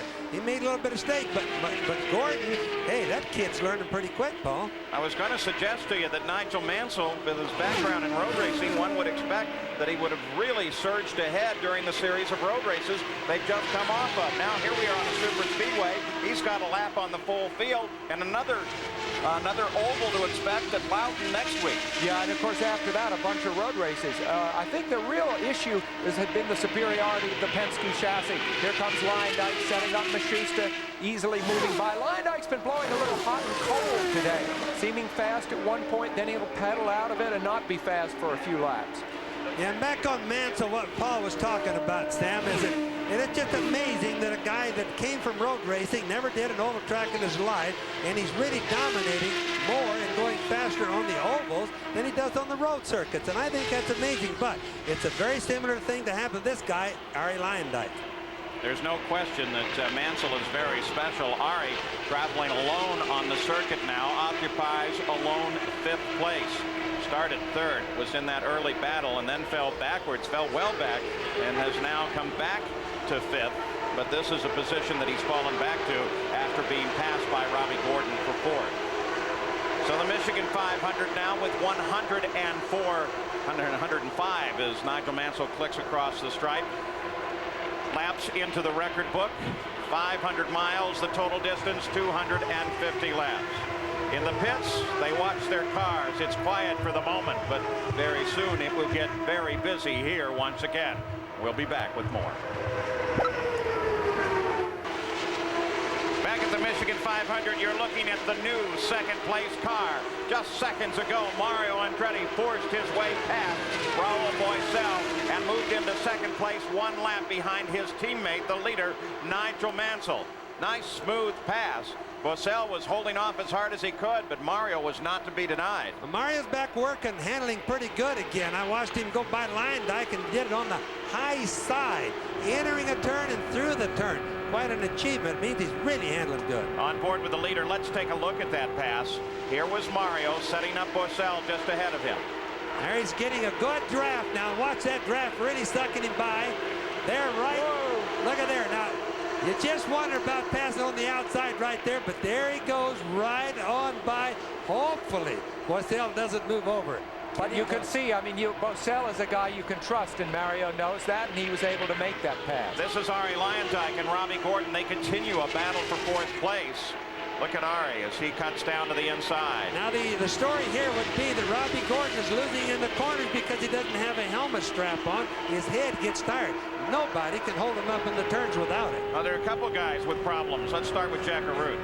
Well, Paul, Bobby Unser is absolutely right. He broke the helmet strap. Now, what the helmet strap does is hold your head erect with a strap that goes under your armpit. You see the work going on in the A.J. Foyt pit right now. They are fashioning a special cushion that they will wedge between the helmet and the right side of the car. Now, he radioed in, Robbie Gordon did, to A.J. Foyt. The buffeting is so bad, I can't keep my head up. He is having a problem focusing and has had to crock the throttle just a bit. Let's check in with Gary Gerould for some more problems. Well, we heard earlier about the fact that Scott Goodyear had lost his headrest, so they've gone to the backup car. They've pulled this headrest out. The problem was that a brace underneath here broke. Now they've taped this up in kind of jury-rig fashion. They hope that they'll be able to wedge this in and that it will stay with these adhesives so that he can get some comfort for what has to be a very tired neck right now.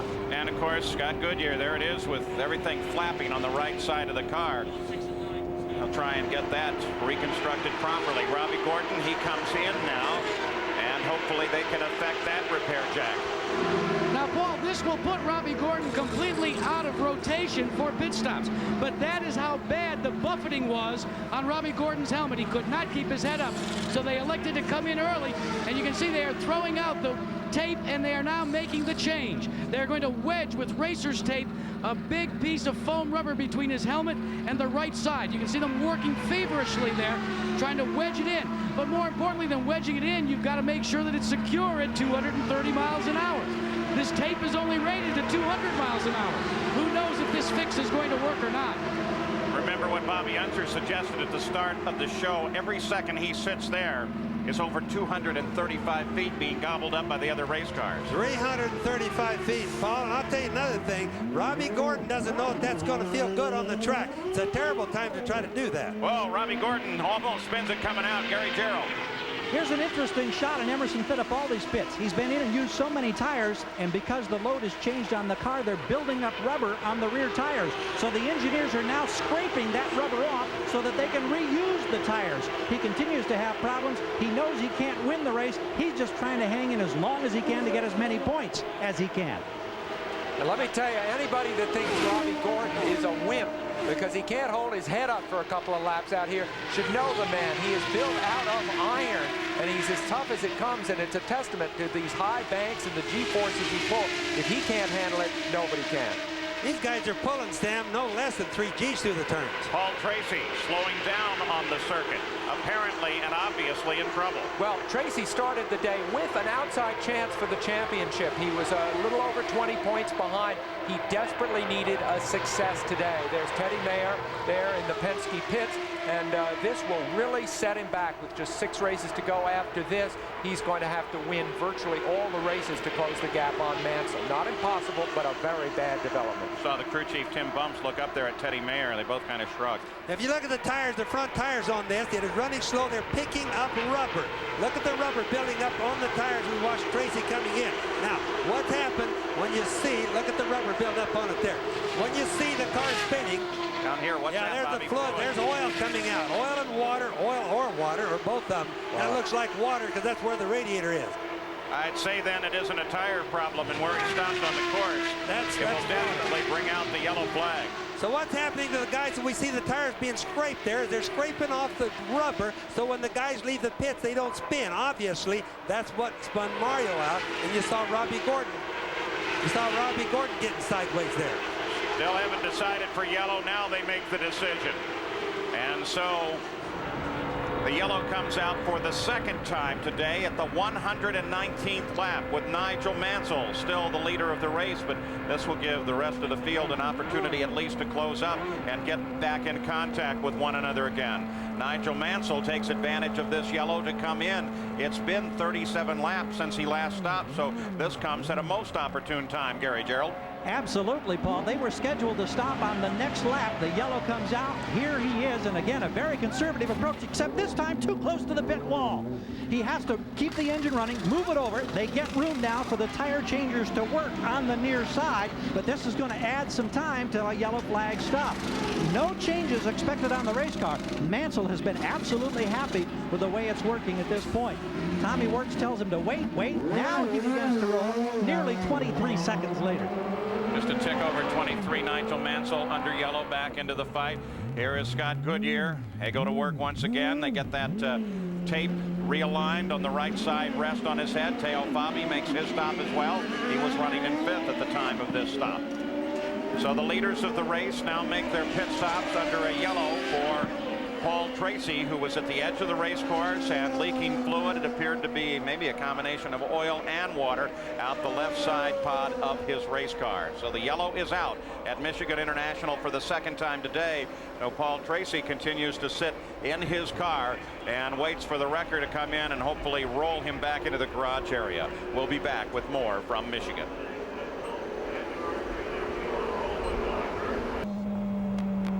Next Saturday, ABC's Wide World of Sports features one of the strongest American gymnastic teams in history. Reigning world champion Shannon Miller leads the U.S. squad against stars from the former Soviet Union in the Hilton Challenge. Saturday at 4:30, 3:30 Central on ABC Sports. Paul Tracy walks away from his car. Apparently the engine let go in some way there. Bobby Rahal then, under this yellow, came into the pit for a second time. A vent hose was connected to the car. He was responding to the black flag because they noticed that the vent hose was still there. But in the time that he was running out on the track, apparently the vent hose that was connected fell off. They hooked up another one, went ahead and made a tire change as long as he was in, and Bobby Rahal joined the line. So we are still under yellow at Michigan International, and Nigel Mansell is the leader of the race, but they will all close up now. Paul Tracy is out for the day. Now, what do these drivers do on a weekend or any time that they have away from the track? Would they go perhaps for something calm and peaceful, something different than racing? Emerson Fittipaldi will tell us. 6 a.m. Wake-up time at Pensacola Naval Air Station for the Navy's flight demonstration team, the world-famous Blue Angels. Using the McDonnell Douglas FA-18 Hornet, they demonstrate flying skill and technical perfection. Their world is much like the IndyCar team, so it was little surprise that they invited the PPG points leader Emerson Fittipaldi to fly as a passenger of Lieutenant Doug Thompson, flying slot in the world-famous Blue Angels Diamond.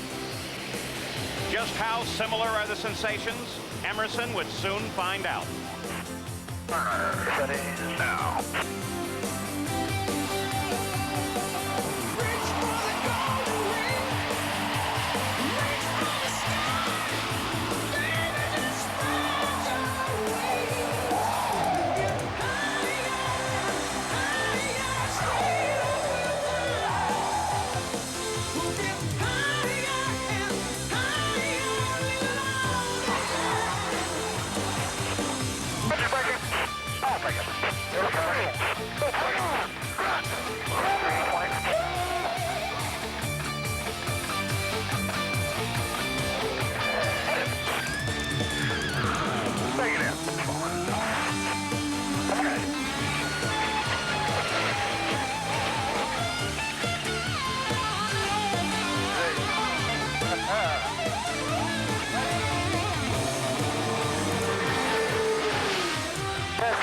Of my life.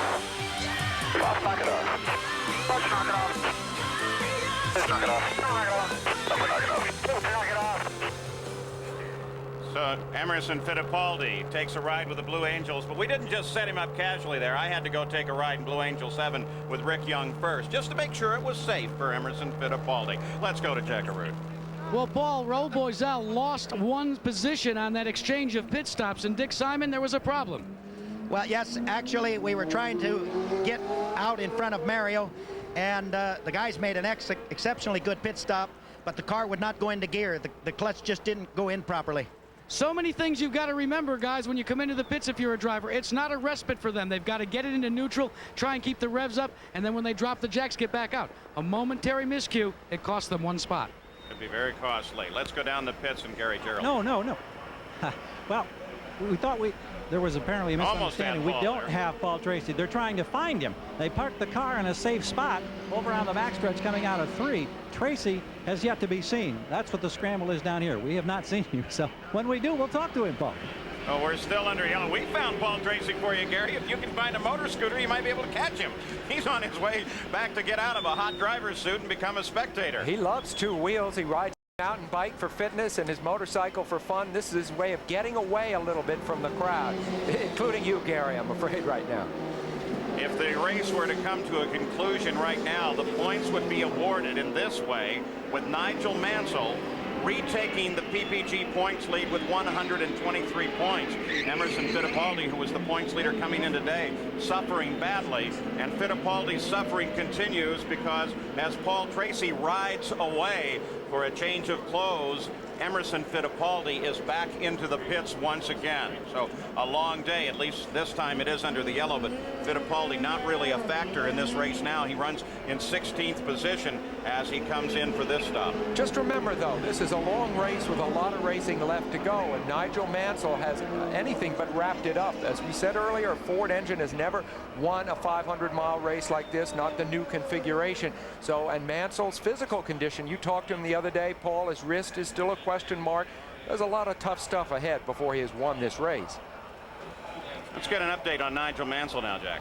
Well, Paul, this caution was exactly what Nigel Mansell needed. He radioed into his crew that he appreciates the rest.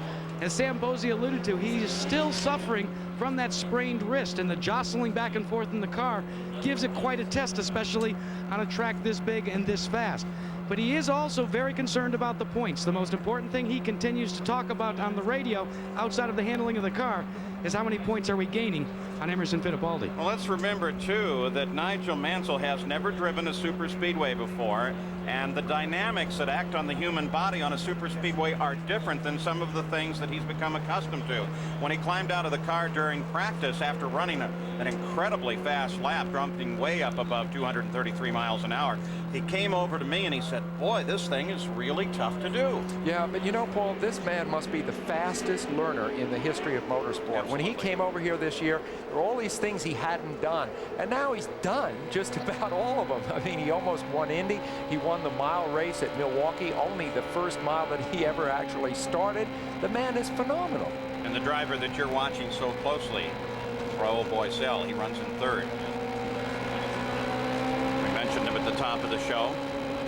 Boesel, consistent, still looking for his first win. Well, we were finally able to track down Paul Tracy, weren't we?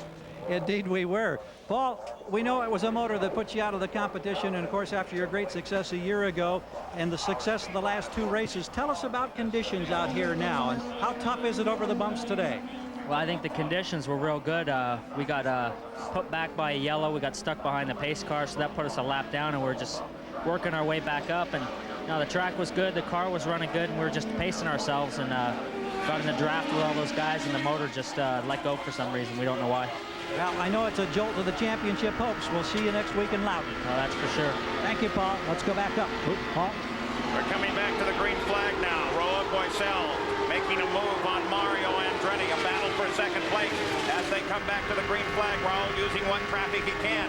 He looks the angle back from Al Unser Jr.'s car, giving us good coverage there. But now Raul is able to drop in behind Al Unser Jr., and Mario is able to pull ahead as he drops in behind Olivier Briard. Now on the restarts, these guys will turn the boost up to the max, plus put it in the low gear, because traffic is one thing that makes it the most danger around here. The sooner they get away from the other cars, the safer and the better for them. Boesel back in contact now with Mario Andretti as the battle for second place heads down into the tri-oval and across the stripe. Nigel Mansell is unchallenged. He continues a full lap in the lead. Boesel, known as a consistent performer in previous years, but this year he has really come to the front, unhesitatingly racing the big superstar names in this sport. All right, let's watch and listen as Raul Boesel tries to chase down Mario Andretti. Scott Goodyear just up to the right. He moved past Boesel. Boesel back past him. Now back just ahead of Boesel. We'll watch.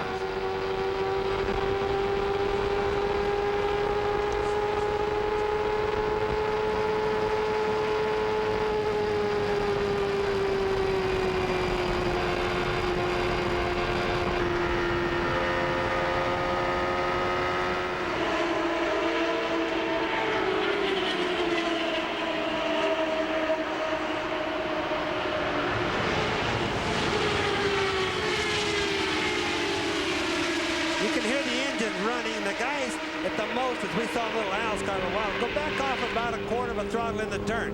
But like most of them are, but not Nigel Mansell. So Raul Boesel working as hard as he can to try to get back up into combative position with the top of the field. You look out the back of Scott Goodyear's car.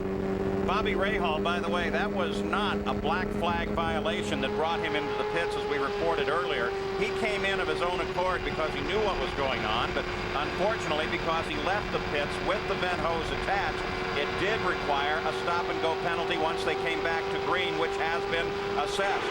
Also, penalties being assessed on Willie T. Ribbs and on Marco Greco for getting a little wide as they exited the pit area as well. The rules are when you leave the pit area, there's a yellow line down in the turn. If you get above that yellow line, Wally Dalleback can put a penalty on you. And some of the guys do. Remember, they've been running well over 200 miles an hour. Sometimes that pit lane gets a little too narrow when you have to do it like at about 100, 125 miles an hour. Here's Boesel using a draft from Rahal to make a move. This is looking back from Rahal at Scott Goodyear. Now Goodyear drafting Rahal past. Rahal runs in 9th place. Scott Goodyear is running in 7th, while Boesel is in 3rd place trying to catch up to Mario Andretti. This is slowing him down a bit. Rahal is another driver who is seeing his championship hopes slide slowly away from him today. He started the day in 6th in bad need of scoring big points. It doesn't look like that's going to happen. The nose of Rahal's car.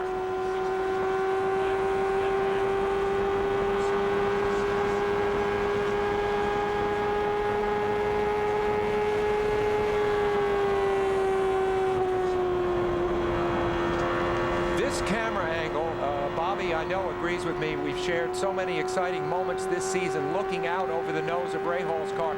This is by far the closest approximation of any of our onboard cameras. You see Little Al squeeze by him here that we have ever had. This is the feeling of being in the car.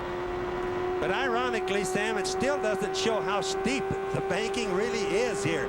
A person almost has to stand down the racetrack to appreciate how steep the banks are here at Michigan and what the drivers go through. But this camera certainly gets the closest to it I've ever seen. Are you in agreement with that, Sam? So you guys are now in total agreement on something. This is great. Here comes Scott Brayton as he comes up to overhaul Bobby Rahal. It is a fight for 9th place, and Scott Brayton has him. Brayton gets past Rahal. I think the law of averages caught up with Bobby, and he was right. Sooner or later it had to happen, no doubt about it. Average speed of the race with 2 yellow flags now at 178.848 miles an hour. Race record 189.727. Al Unser Jr. holds that record, fastest ever. Nigel Mansell is charging for it, though. If he can have a clear race to the finish, he might be able to move back toward the record. We'll be back. This is Paul Page. We're back at the Michigan 500. The battle is back toward the front of the field. Nigel Mansell is the leader of the race. His teammate, Mario Andretti, in 2nd place just behind him. But Mario is a lap down. And for the past few laps, he's been doing everything he can to catch his teammate and unlap himself. Try hard he's doing, Paul. We've just been watching it here. Look at him. Running up really close, picking up a draft. You can see he had a little turbulence on his front wings. Slowed down a little bit. But boy, is he trying hard. Well, as we watch the 2 Newman-Haas cars leading this race, we realize how quickly the tide can turn in automobile racing. The last few races have been all Penske, Penske, Penske. Now, the irony is we come here to a track that is owned and run by Roger Penske, and his cars are not doing well. The championship is being lead, and the championship is being wrested from Emerson Fittipaldi by Mansell. And these cars, as you see them here, are running 1-2. Mario Andretti tries his best to close in. He was the first pole sitter here at Michigan International. Now, 25 years later, he turned the fastest qualifying lap of any IndyCar driver in history. We asked him about the significance of that accomplishment. Yeah, it has a lot of significance for me, a lot of personal satisfaction, and then, of course, the way my team just rallies behind me, I just feel so much like they deserve it. They deserve every bit that I can bring home, so that's an extra incentive for me to go after. And today we just tried, I think we did everything pretty right You know, all of our guessing, you know, bang, bang, what we did last year, and triple satisfaction when it just all worked out. You know, even Nigel, very, very complimentary of Mario, saying, boy, you know, at his age, he's still so very racy. I bet he's calling the pits right now saying, hey, who's this guy passing me? I'm leading the race. He's a lap down. Who is he? I think he's got a real good clue as Mario moves to the inside, trying to get alongside Nigel, and does so very quickly. Now, was that a solid pass, or was it an instruction? Was it a tactic? Nigel let him go. No, it was a solid pass. Nigel didn't really let him go. I think Mario just been putting too much pressure on him because those guys are not planning it. Nigel knows that if a yellow comes out right now, that Mario's going to come around, be right behind him, and that's like a lethal weapon. There is the man, of course, Carl Haas, working in the pits, who would know what all the political ramifications are between these two superstars. Take a look again at Mario Andretti. He closes to the back of Nigel Mansell, picks up the draft, and it works very well for him. Well, look at him just roll forward as soon as he's in there. And remember, Mario, very much a man looking ahead in his life. He and Deanne, his wife, are planning a new house in Nazareth, actually on, I think, Michael's property, and he's looking for a lot more racing. This is not his last season. He's not hanging it up at all. Talk of founding a team. Look at the speed. Mansell at 215. Mario Andretti cut that last lap at 218 miles an hour, so Nigel was holding him up.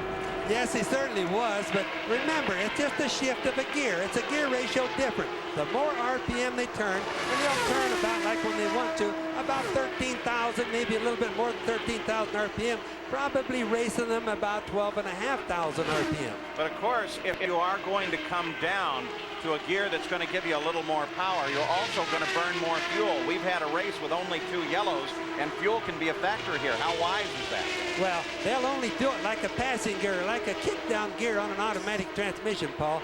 They know that the fuel is going to get bad if they sit there and turn more than 13,000 RPM. And having a kick-down gear is something that all these cars still routinely do.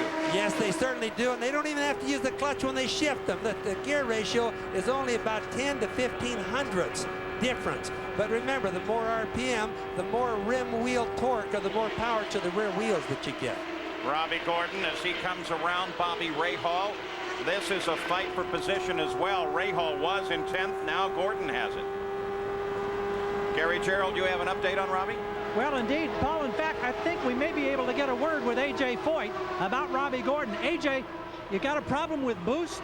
Well, it seemed like it, but it's come back to about 44 inches. We fell to about 41, so I don't know unless the wastegate stuck or something, but right now it's not 45 inches, 44, but we're still running between 215, 217. If we can finish, we'll be in good shape. We just got by Rahal, move up another spot. This young man's first time at Michigan. He's been pretty impressive on these high banks.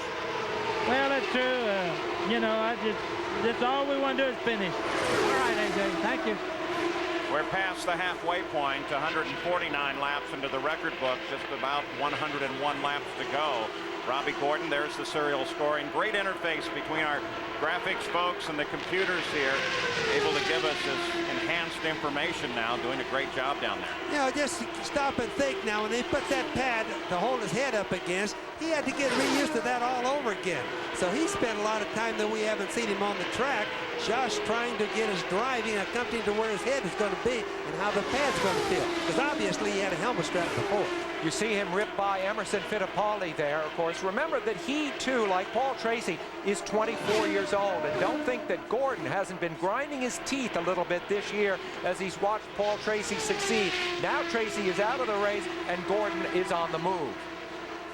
By the way, we mentioned at the beginning of the race the possibility of showers in the area of being 60%. It looks like that's drifting slowly and slowly away from us. It's bright sun over the track right now, and it does not appear from looking out the top of the giant grandstand that you see on your right there here at Michigan International that there is any threatening weather anywhere off to the west, and that's where it come from. Yeah, and just look at the blue sky right out of Scott's car. Look at the blue sky up in the air. That looks so much better than it did for us earlier, Paul.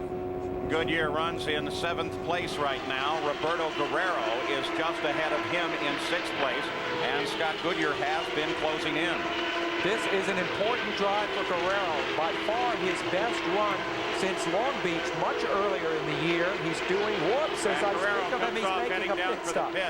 Guerrero has gone a full 39 laps since his last stop, so he peels off. Goodyear screams on past, and this should be routine for Roberto Guerrero. He's a little bit out of the pit stop sequence. Nigel Mansell has gone 33 laps since his last stop, so you would expect within the next few at least Nigel Mansell will be turning down into the pits, and that will give Mario Andretti, who's on the same lap, an opportunity to catch up. They think he's about 14 laps away from the stop, though. Roberto had a little bit of front-end push because I noticed they turned the left front wing up just a little bit. That's a nice, soft adjustment. They gave it one full turn, about 1 degree for a wing that small. Nice adjustment. Like Guerrero, like Leinendijk, Guerrero had his background in road racing, but has really come to excel on these very fast ovals. Interesting. Now, as you saw Roberto leaving, Sam, you can see he got over that yellow line a little bit. He's got to be careful the Wally doesn't see that, because that's what the stop-and-go penalties come from. Nigel Mansell still the leader. Mario Andretti, by getting around him, joined him on the leader lap in second place. In third, a lap behind is Raul Boesel, then Ari, then Teo Fabi, and then Scott Goodyear 3 laps behind. 154 laps complete at Michigan. Back at the Michigan 500, Teo Fabi, 5th place. Started in 8th, been running a very steady run. He's winless this season, driving for Jim Hall, the Hall BDS team. That's a team that has, in the past, done very little testing, but Jim has taken over and said, hey, we've got to do some testing, development work, because we're sliding behind. And he's starting to run a lot better from it, Paul. Testing, of course, is the order of the day if you want to be successful, but testing is also some of what's driving some of the cost of IndyCar racing up. So they're trying to limit that a little bit, aren't they, Bobby? Well, testing wears out engines. Engines are, you know, you're looking at roughly $2.8 million a year in a normal engine program, so it really is costing a lot of money. And if you break pieces, that costs a lot of money too. Well, Fabi was 5th at Phoenix and 4th at Long Beach earlier in the year, but he has not had a high finish since then. And the team, ironically, seems to have been improving, but they haven't had the results. So this will be very encouraging as he lies 5th right now. A lot of talk about a drug-free sport. You're talking drug-free. IndyCar racing, auto racing in general, definitely one. And in fact, the organizations that try and promote drug awareness do get involved with motorsports for that very reason. For example, today here at the track, as Teo Fabi makes his turn in, there were 25 police cars from the different districts here in Michigan associated with DARE, the Drug Abuse Resistance Education Program, with kids in the cars that competed for the opportunity to be here, and they're having a great time here today. Teo Fabi, 5th place, 41 laps since his last stop, and Jack Arut's right there. Well, Mario Andretti, trying to bring his car to a stop, does it nicely, lifts up the visor, and will take some water and some fluids. It's been very hot here during the stop. A nominal stop for Mario. No major changes contemplated by the Newman Haas Racing team, but they are going over the radiator areas very carefully, removing any debris. He's off and away in 15.2 seconds. Nigel Mansell will be back in this time around, gentlemen. Nigel Mansell has carried the car at 43 laps. He'll go 44 before he makes his stop. And Mario Andretti carried at 43. Jack, here comes Nigel. Well, Paul, interesting to note that for Nigel Mansell, he has requested no changes on his car during this pit stop. He has requested, though, a change for the drink bottle. It seems that the buffeting he's been undergoing has given him a severe headache.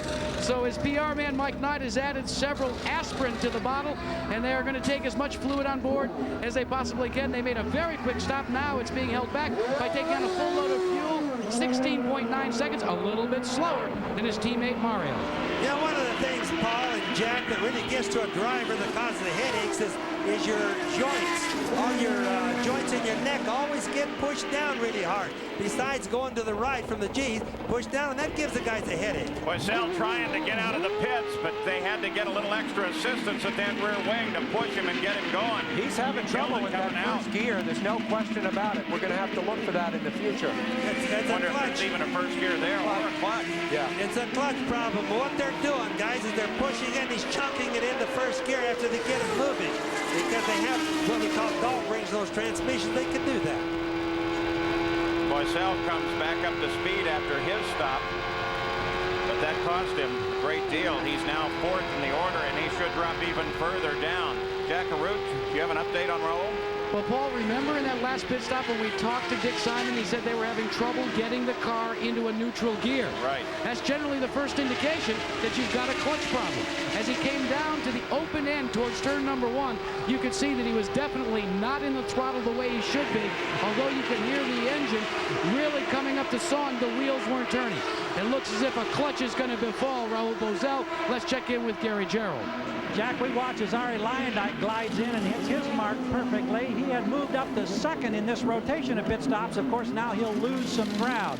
Arie, who's been very fast on the super speedways, you can see a dramatic change. They cranked about a turn or a turn and a half up here in the front wing. Now he's off the jack in 14.7, I believe I heard. And Gary, you see he declined his drink bottle there. Arie Luyendyk is extremely fit, and evidently he is not suffering from these conditions. Now they took wing out of the left front, as Gary alluded to, and that means that his front end was a little too tight. The rear end was a little bit loose. So Arie's chasing the track just like the other guys are. Arie Luyendyk, as he came out of the pits, and Raul Boesel right there make the move. They are a battle for position as Boesel picks up third place. And let's remember with Boesel now, he probably doesn't have the hydraulic part of his clutch working. The clutch itself is good, Sam and Paul. What happens is it's hydraulic that works the clutch release bearing. The hydraulic is back there where there's a tremendous amount of heat in the bell housing, and that's what often gives way. Nigel Mansell, the leader of the race, just cruises around Arie Luyendyk. Let's go to Gary Gerould. Paul, we talk about the wear and tear, the 500 miles on the bumps at Michigan. It's tough on the driver, equally tough on the equipment. One of the problems that's evolved this weekend pertains to this particular piece. This is Arie Luyendyk's backup car. This is the hat on the bell housing, and there's so much jostling and traction back here in these parts of the suspension members that there's been a failure on a couple of cars. So many of the cars on the Lola chassis have beefed up this particular area for this race today. And it was through the hard work of the Gallus team last night that they updated a special fitting here to give this a little more strength so that it doesn't get that twisting and torsion action, that it would be able to withstand 500 miles. The last thing you want is one of these things to break when you're at these dramatic speeds, because it's going to put you in the wall and you're going to hurt big time. Now you see that big dot on the right. You see the little bolts there. They put a brace right there down to the straight bolt, the big one that runs right down in the transmission, and that's what's going to protect it. Unfortunately, the guys didn't know about this until yesterday or last night when a bunch of them started breaking, Paul. And of course the point is that there was no way to test those quick fixes either. So, you know, there's a lot of doubt in a driver's mind when he's going around here with this stuff happening. Well, Adrian Fernandez had one break yesterday. He was very fortunate, Sam, that they came in just before it let go all the way. Yep. Further update on Raul Boesel from Jack. Well, Paul, we checked, and what the problem is just like the pit stop before, he cannot get it into gear. So what they're going to have to do in the future for pit stops, and there's a long way to go in this race, is they're going to have to push him off in second gear. That will make it a very lengthy time on pit road. They got to hope for some yellows. A lot of serious conversations down in the Dick Simon pits. Raul Boesel's been in particular, as no doubt they talk about that problem, Jack. Paul, that's exactly what they're doing. They're trying to discuss what way to remedy the problem in the next pit stop. Because when you don't have the low gear necessary, then they have to try and determine what can they do as a crew. Worst case scenario. And gearbox problems on a super speedway, pit stops become critical and costly. And of course, Jack, the worst case scenario is they'll stall it. Look at Mansell. That's right. Unbelievable. Traffic puts the race car anywhere he wants. Only 2 cars on the leader lap. Nigel Mansell and his teammate Mario Andretti. Everybody else is at least a lap back. We'll be back after this message and a word from our ABC stations. Tomorrow night, Forrest Sawyer hosts the ABC News Magazine Day 1. Then Heather Locklear and Suzanne Summers are out there looking for love in all the right places. It's rich men and single women on ABC's Monday Night Movie tomorrow night. We're at the Michigan 500, where right now Al Unser Jr. and Raul Boesel are running with one another on the race course. It is not a battle for position. There's actually 2 laps distance separating the third place Boesel from Al Unser Jr., who runs in 8th place right now. But they have been running approximately the same speed. And now little Al kicks it a little bit harder and gets around Boesel. Unser Jr.'s normal teammate would be Danny Sullivan and would normally be running here, but Sullivan's car, which was practiced with by Adrian Fernandez, was withdrawn. Sullivan had the flu, had it so severe that they had IV fluids, intravenous fluids flowing on him on Friday just to get some of his body fluids back. Now here's little Al again later in the race with a telemetry at the bottom of the screen. 100% down the front straightaway. Let's watch what he does in the turns. 51%, 42. Now that's better ball than before. He was getting down to 24 and 30% on the throttle before. That's the throttle opening. His RPM is up a little bit, so he's gotten the car handling better. He's running harder now than he did earlier on. All right, let's just sit right here with Al Unser Jr. as he closes on another car and watch and listen. And just realize for a split second that Danny Sullivan is probably watching this from his home in Aspen and thinking about what it would be like to be in this race. Now we'll listen.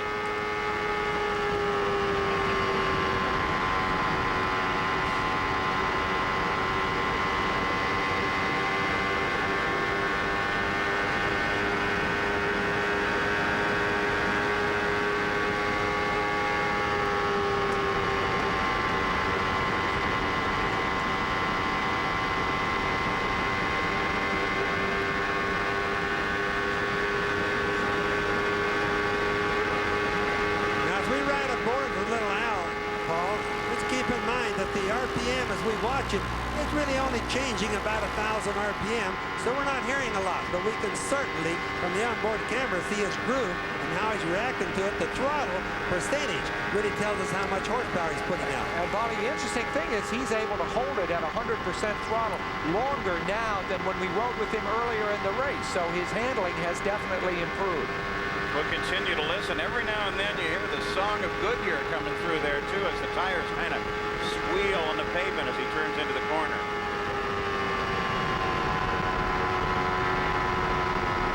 Possibility for a team expansion, by the way. Gary Gerould has an update. Well, Paul Newman, of course, an Academy Award-winning actor, has been involved in IndyCar racing for many years, but now there's another Academy Award winner that comes on the scene. This is Gene Hackman, who was announced today as going to be an investor in the Rick Gallis racing team. And Gene, you're sitting here now on pit wall watching your new partners hard at work. Tell us about the feelings and what's brought you into a very active role in IndyCar racing. Well, it's really exciting. I'm really going to be a spectator, kind of a fan for quite a while until I understand exactly what's going on. But so far it's been wonderful. We're not having very much luck today, but we hope that changes.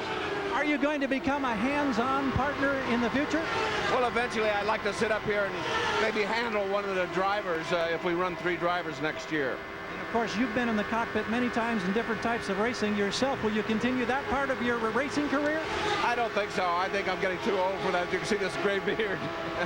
I understand that's for the latest movie property, Geronimo and Wyatt Earp. Of course, we've been enjoying you in the firm. Welcome to IndyCar racing. Thanks a lot. Paul? Of course, he is, Sam Posey. Pretty good race driver in his own right. Yeah, I raced against him at Long Beach in a Pro-Am sort of thing with Toyotas, and he was running a real strong second when I came up on him. He's really quick. And speaking of stars in the sport, Willie T. Ribbs here today with a lot of help from Bill Cosby. Well, suddenly we're talking motion pictures, it seems, with Gene Hackman. You know, Columbia Pictures and the actor Michael Douglas have purchased the rights to Willie T. Ribbs' life story. So hopefully that gets made, because this is one fascinating man and a very fine racing driver.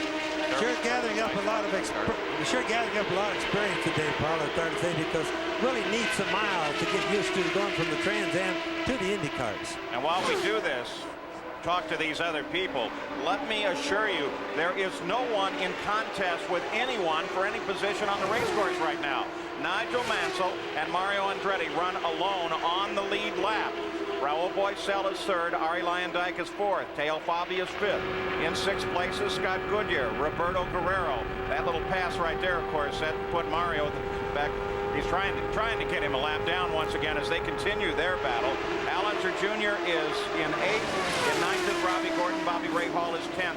There are still 18 cars running in this fight. That may be a record for Michigan. Yes, it's a bunch, and it's been a good race, but you watched there, Nigel pulling over to try to lap Mario. He looked up ahead of him, and believe me, they have to look up here when they're in the bank. He says, whoa, there's another car right there. Can't do it. He had to back out and fall right back in behind. Mansell, as you can see on the last lap, on 6 miles an hour faster than Mario Andretti. Mario trying to hold him off, Jack Arute. Well, Paul, we have an interesting scenario unfolding here in the Newman Haas pit. In the case of your leader, Nigel Mansell, in checking with his crew, they feel that they will have to make a 1.1 stop. What we mean by that is they'll have to make 1 full stop before the end of this race for fuel. Then it most likely will be a splash and go in the waning moments because the fuel window for them is so close. Conversely, for his teammate Mario Andretti, we checked with their crew, and they say 1 more stop, and they'll go to the finish. Well, wait a minute. They both stopped at approximately the same time. Mario Andretti 1 lap before Nigel, and yet they think that that scenario will have to play out? Well, Paul, remember, you just alluded to the speed differential. Speed takes fuel. Fuel is what is of a precious commodity right now. So it could be close, but time will tell. And they're both really hoping for a quick caution. And of course, anytime you run down into the pits here at Michigan International, you have the opportunity to lose a full lap with just no problem at all, and certainly can lose a position. So the end of this race now begins to set up some drama as Mario Andretti battles with Nigel Mansell. This is the only contest on the circuit, and it is simply Nigel and Mario trying to get off or on the same lap with one another. There are 60 laps left at Michigan. The Frenchman Olivier Griard just rolled into the pits very slowly. They take the cowling off of the car and begin to check the engine compartment. He's been running steadily throughout the day, though he's been running in the bottom 10 of this race, was in 14th when he came into the pits. Here's another man who's a fine athlete. He has finished the marathon in Rome. He's tough. He had a big crash 2 weeks ago at Toronto down at the end of the pit straight. He was taken to the hospital for examination. He was able to shake that off and come back here as cheerful as ever. He has an old Chevrolet A engine in there and a 92 chassis, Sam. He really did a good job so far today. Scott Brayton, the number 22 car. This is his home track. Quite a crowd here watching and cheering him on. He runs in 11th place. Started in 7th. Had his problems throughout the day. Brought him back to 11th place. But the car is still in trim and running at speed. Perhaps before the end of the day, he can move up. But the real move, Bobby, before the end of this day, let's go back and review as we watch Scott Brayton this Nigel Mansell, Mario Andretti situation. Well, both of them have at least 1 more stop to do. And that keeps them even, separated by a lap. But then Nigel Mansell may come in for a splash and go. And if he does, the pit stop roll in and roll out time, forget the time that he actually spends in the pits, it could only be a few seconds, could erase that 1 lap difference, and Mario Andretti could be right there and right back in the fight. Isn't that right? You're absolutely right, Paul. In fact, the only choice that Nigel has right now is he can't reverse his fuel mileage thing, so he's got to put more distance on Mario, take the lap he's got, figure on throwing it away. This is all provided there's no yellows now. Figure on throwing that lap away, have a little extra buffer to make his extra stop and go, or not stop and go, but a splash stop that he'll have to make. It's a bad decision to make. But often we come to the end of the race and we see exciting things like the fuel mileage making a difference. Marco Greco, who had his problems at the start of this race, couldn't get it started and did not take the green flag with the field, is the last car running on the course in 18th position. There are still 18 cars in this fight. In the meantime, let's go toward Teo Fabi's pit now. Gary Gerould. Well, one of the quiet success stories today, Teo Fabi had boost problems early, started in 8th place. He's been soldiering along in the top 5, currently running in 5th. The crew's getting ready, in fact, right now for a Teo stop. They're hoping that they can get him back out. He can maintain a top 5 position. He finished 2nd here 4 years ago. He'd love to be able to get up there and challenge those Fords before it's all over. Nervous moment for the crew. They know that what they do will count critically to the end of this race. As Teo begins to dial the car down off of the line, Mario Andretti comes into the pits at the same time. Will follow 2nd place Mario Andretti, Jack. Well, Paul, they're going to make some chassis adjustments on the car as they take in as much fuel as they possibly can. They are going to change the tire stagger on the car, and they are considering making a small wing adjustment. There they do. They go to the nose of the car, and this is not a small wing adjustment. It's a turn and a half. So they're going to try and set it up. A very slow stop, 16.5, but remember, it's to take on as much fuel as possible. See Mario Andretti as we watch Teo Fabi, Gary Gerald. And Teo just away in a 16-second stop. Everything appeared to be routine here. I don't think, however, without the luxury of a yellow, he can go the distance. He'll have to be back in one more time. And you saw in Mario's stop, he was going to gesture just to reinforce what he may have said in other communications on the radio, exactly what he wanted at the front of that car. He's back up to speed now on the backstretch. Well, you know, with Mario, the report on him being able to do that, or that be the last stop, shows to me that he's got 49 laps to go, and I don't think he can do it. I don't think he can even come close to it. Leader of the race, Nigel Mansell, comes in, again playing it very careful, watching the speed limit, and Jack is right there.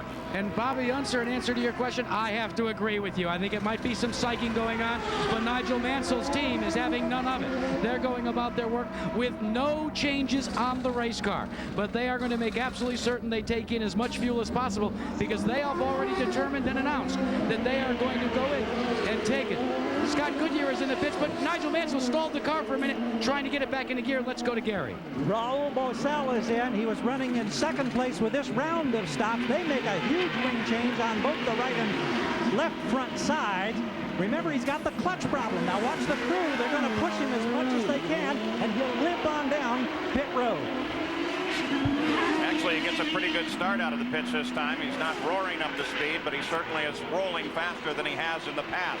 Here is Mario Andretti and Nigel Mansell as they are side by side on the circuit now. And Nigel slows down just a little bit coming into that corner in his pursuit of Mario. Yes, and keep another thing in mind. They can't go 49 laps, as Jack and I were just talking about. So they're going to have to make another. I think where the psyching comes in that Jack was talking about is a lot of those teams listen to television. They know that we stay up on what's going on, and they look to us for what they're going to do. So they can psych their team, their other teammates, or sometimes the competitors by listening to television. I would hate to think that they make any judgment on how to win a 500-mile race by what you or I or Sam say. Collectively, we make a good source sometimes. Collectively, sometimes, maybe. So the fight is once again in the Newman Haas team. Here is Emerson Fittipaldi. Jack Arut's there. Well, Paul, let's give you an update on the condition physically of Nigel Mansell. He continues to complain on the radio that he does not feel well at all. So there is a big problem there, and a yellow has come out. This is the break.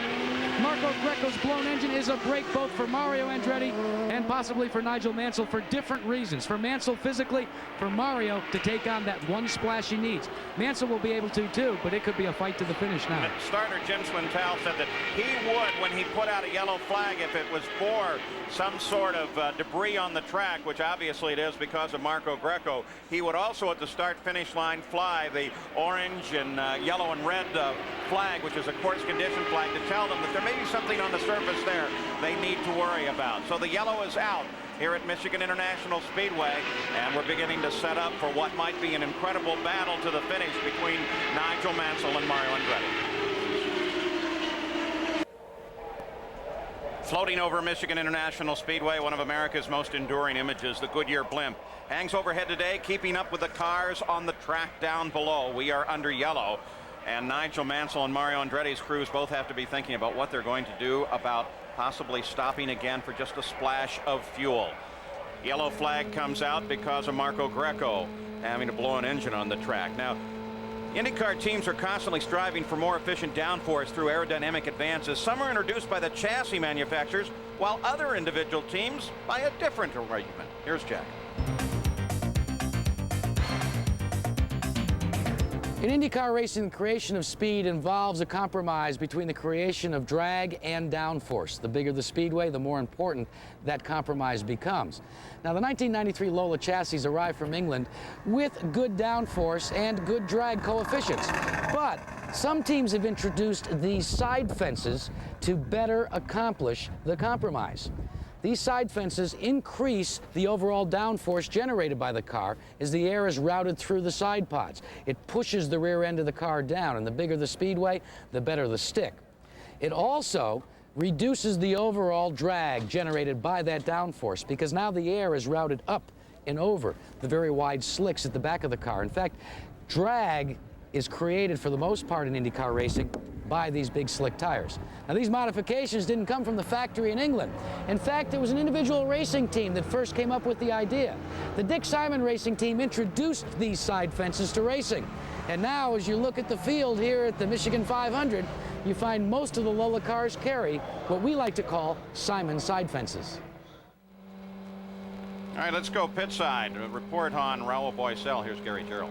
Of course, he's been soldiering with that bad clutch situation. He got away out of the pits last time with no problem, starting in second gear, then jamming it into first. Now they're going to bring him back in, Paul. Dick Simon says they were going to make a split-second decision. They want to top him off with fuel. It's still going to be very close as to whether or not he can get to the checkered flag on this load of fuel. He would have 40 laps to go, but every one of these yellow flag laps is going to help him immensely. So here's Raul now in, and not only will they go for fuel, they are going to change tires as well. So it's fresh sticker rubber. These tires are not scuffed.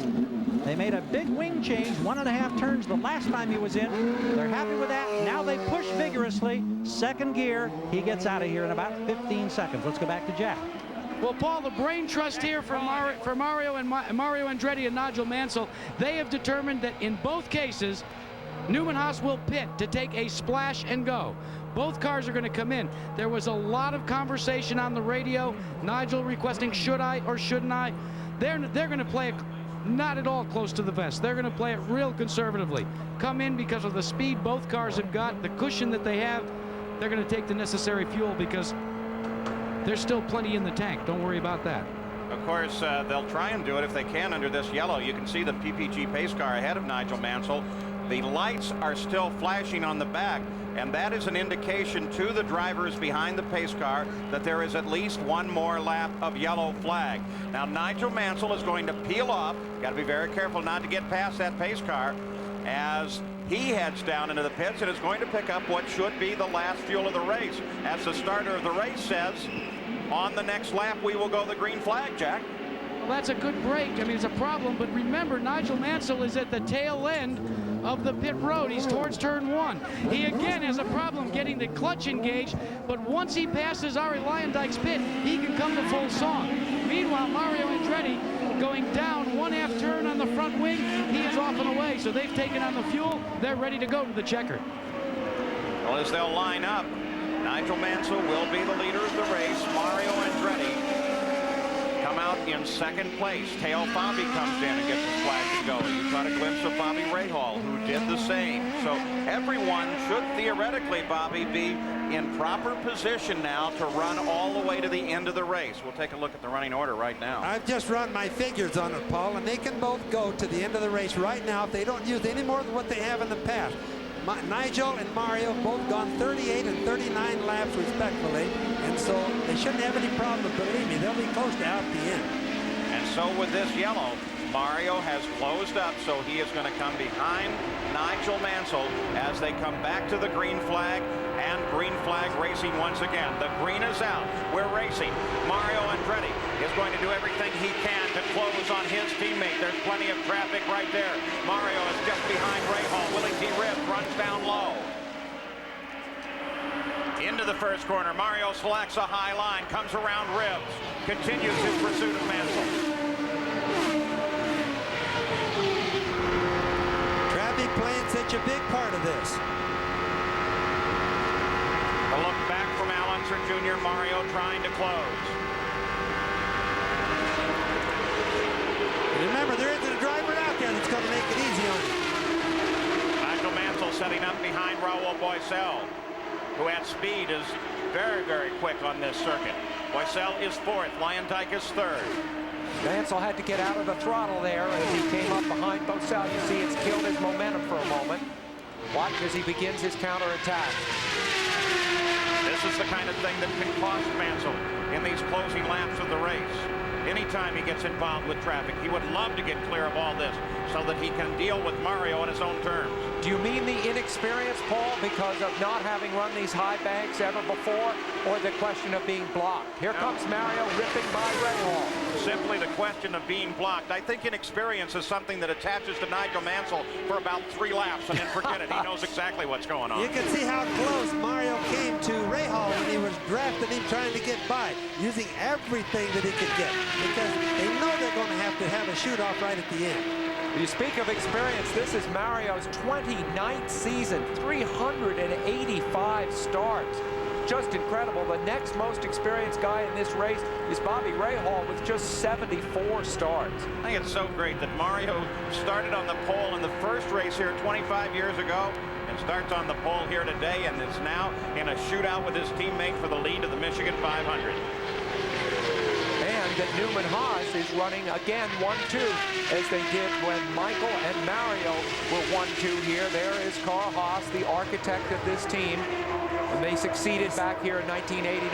You can see him counting. He's figured up everything he can figure himself right there. But remember, another thing, neither one of these guys really have enough fuel to go on down the road fast. They must keep them in their high gear. They've got to keep everything a little bit conservative because, according to my figure, they can only do about 39 laps compared to what they've done before. Mansell overhauls. Boycell puts him another lap back. Mario Andretti won this race in '84. His son, Michael, won it in '89. And Mario was second. It was a great super 1-2 for the family. '84, by the way, was the same race that had 15 cars finish, the most ever at the Michigan 500. There are 16 running now. Now Nigel handles up Robbie Gordon. You know, he passed Robbie, and Robbie came right back by again. This is a problem sometimes late in the race. But again, there isn't a driver out there to give these guys any slack whatsoever just because they're leading the race. Everybody's cutting their own piece of cake right now. And because of the splash and go, they ended up at the back of the field behind the pace car. Oh, look at him come up on Emerson Fittipaldi. Robbie Gordon may be only 24 years old, and Nigel Mansell may be the world champion, but he isn't cutting him any slack here. And the line that Robbie Gordon has been using, especially off of 4, he can't be more than 3 or 4 inches away from that wall. Well, that's where all the dirty stuff is. Where you see the black stop and the gray start at the top of the track, that's where all the rubber and all the trash has been thrown up all day. So you got to really be careful getting out into that part of the track. They're coming for 4 now. Mansell comes up, but not nearly as close to the wall as Robbie Gordon is capable. He comes around now. Allenser Jr. lets him pass. That's pretty easy there because that's a Chevrolet engine. The Fords are awesome fast compared to Chevys here in Michigan. You see the interval now. Nigel Mansell to Mario Andretti. Still plenty of traffic for Mario. The highest place Chevrolet is back in 6th place with Bobby, so it looks as if Ford's failure to win a 500-mile race is going to go by the board. I think they're going to win one here today. So Mario Andretti continues his pursuit of his teammate. Nigel Mansell is about 3 seconds ahead of Mario Andretti. We'll be back after this message and a word from our ABC stations. Back at Michigan International Speedway. Here yesterday, they ran the final round of the International Race of Champions as Mario Andretti continues to challenge on Raul Boycell, trying to get by so he can catch up to Nigel Mansell, but he is falling somewhat back from Nigel Mansell. The International Race of Champions, taped here yesterday, is next. Great race, and the winner was... No, I wouldn't do that to you. Stay tuned because there's racing here all afternoon and plenty of drama in the IROC coming up right after the Michigan 500. So Nigel Mansell is the leader. Mario Andretti is the key factor right now as he tries to catch up to Nigel. Mario is still having to handle traffic. Nigel, for the most part, has gotten through all of the traffic and is now beginning to inch away from Mario. Well, Paul, Mario's not handling good. You watch him there, the right-hand side of the screen, well, a little red on top of it. He can't even handle Boycell. Boycell has come back by him, and you can notice that Mario's not making it good through the turns. So the adjustments that they did in that last pit stop were obviously the wrong way. Mario pushing way up toward the gray on all of the corners now. Well, Bobby, we noticed that on Mario's last pit stop, when the crew was adjusting the front wings, you saw him waving frantically from the cockpit. It's not impossible. You see him try. Boycell on the high line. No, that's a gutsy move by Mario. Mario stays right in there in traffic, got up as close to the wall as I care to get. Now, who would think you'd have this close to racing last? Boy, that is That Boesel is got really captured. taking a deep breath. Boesel got captured right on the bottom. Mario took a big risk going on top, and he made it. Mario is about 8 seconds behind Mansell. He had to do that or just forfeit the race. We have less than 15 minutes of racing to go. You see Carl Haas, he switched ends on the cigar there. Obviously, that's all he can do in terms of technical adjustment. Roberto Guerrero comes in once again. Remember, he's been stopping the entire day off of the regular sequence, so this is really a routine stop for Roberto and will be the last in his race. Let's get an update now from Jack Arute. Well, Paul, Mario is a one cagey driver. Remember, we just saw that move where he split with Raul Boesel. In the drivers' meeting, they were discussing what lapped race traffic should do. Many of the drivers said stay low. Mario raised his hand and said, I think it would be better if the lap traffic stayed in the middle groove. That way, if you're racing for position, one driver could go high, one driver could go low. In the case of Yogi Berra, maybe it was deja vu for Mario all over again. Oh boy. I think it's easy to talk about tactics and strategy, but it's quite another thing to execute a maneuver like Mario just did. I think in a sense, you know, he's fighting today for a bit of family honor. His son Michael has become an object almost of derision to the European press, elements of the U.S. press too, and I think that Mario's pole position yesterday, and now this brilliant performance today, boy, it puts the Andretti name right up in the headlines again. Here's Mario's move just a moment ago through traffic. We look at it once again. That was really a calculated pass by Mario. A lot of luck. The drivers did go where he needed them to go. It looked like a pretty risky one to start with, though. When you think over his long career, you know, how many chances like that he has taken, it is remarkable that this man, Mario Andretti, is still driving a racing car in one piece. Mario was running laps while he was in traffic with Boesel and everyone else at 211 miles an hour. But now he is up running laps nearly the equal of Mansell. Mansell's just a tick over 223, and Mario is at 222. We don't want it to happen, but just think of the race we would have if we do have another yellow for some reason, hopefully not an accident. But these two guys are so closely competitive today that the shootout is really looking like a good one. When Mario emerged from that traffic, he was 8 seconds back. He's now a little over 9 seconds back. So he is not right this minute running quite as fast as Nigel Mansell. Part of the reason, of course, is that Mansell has a clear racetrack in front of him. Mario still has some traffic to concern himself with. Toronto, there's Paul Newman there on the left along with Carl Haas. Newman, by the way, bringing out a new line of his special food products with great acclamation. Toronto was Nigel's first mechanical DNF of the year. The question, always the rap on Nigel was he was hard on cars. I don't think so.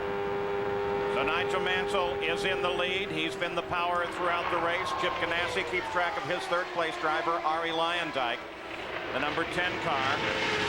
Arie is a lap behind the leaders. Of course, if they get in contact, he could benefit. So the closing laps now of the Michigan 500. Everybody is fueled up, and now Nigel battles with Mario.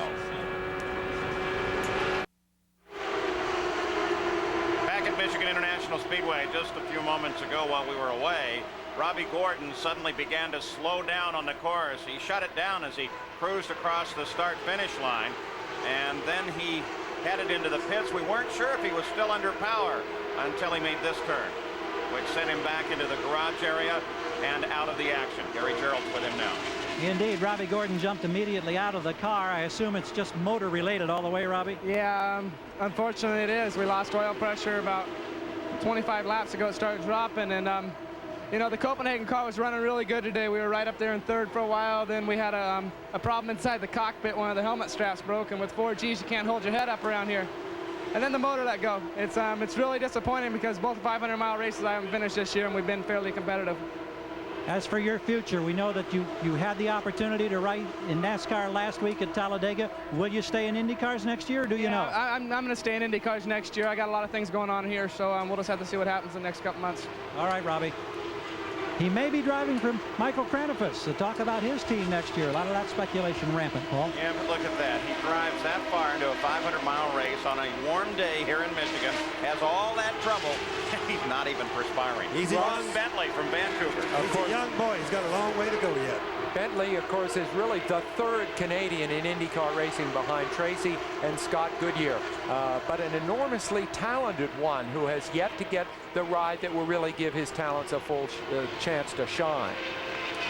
Scott Goodyear runs in 5th place while Nigel Mansell continues the lead. Jack Arute, you have an update on Scott? Well, Paul, this is what Scott Goodyear's team is going to do this time by.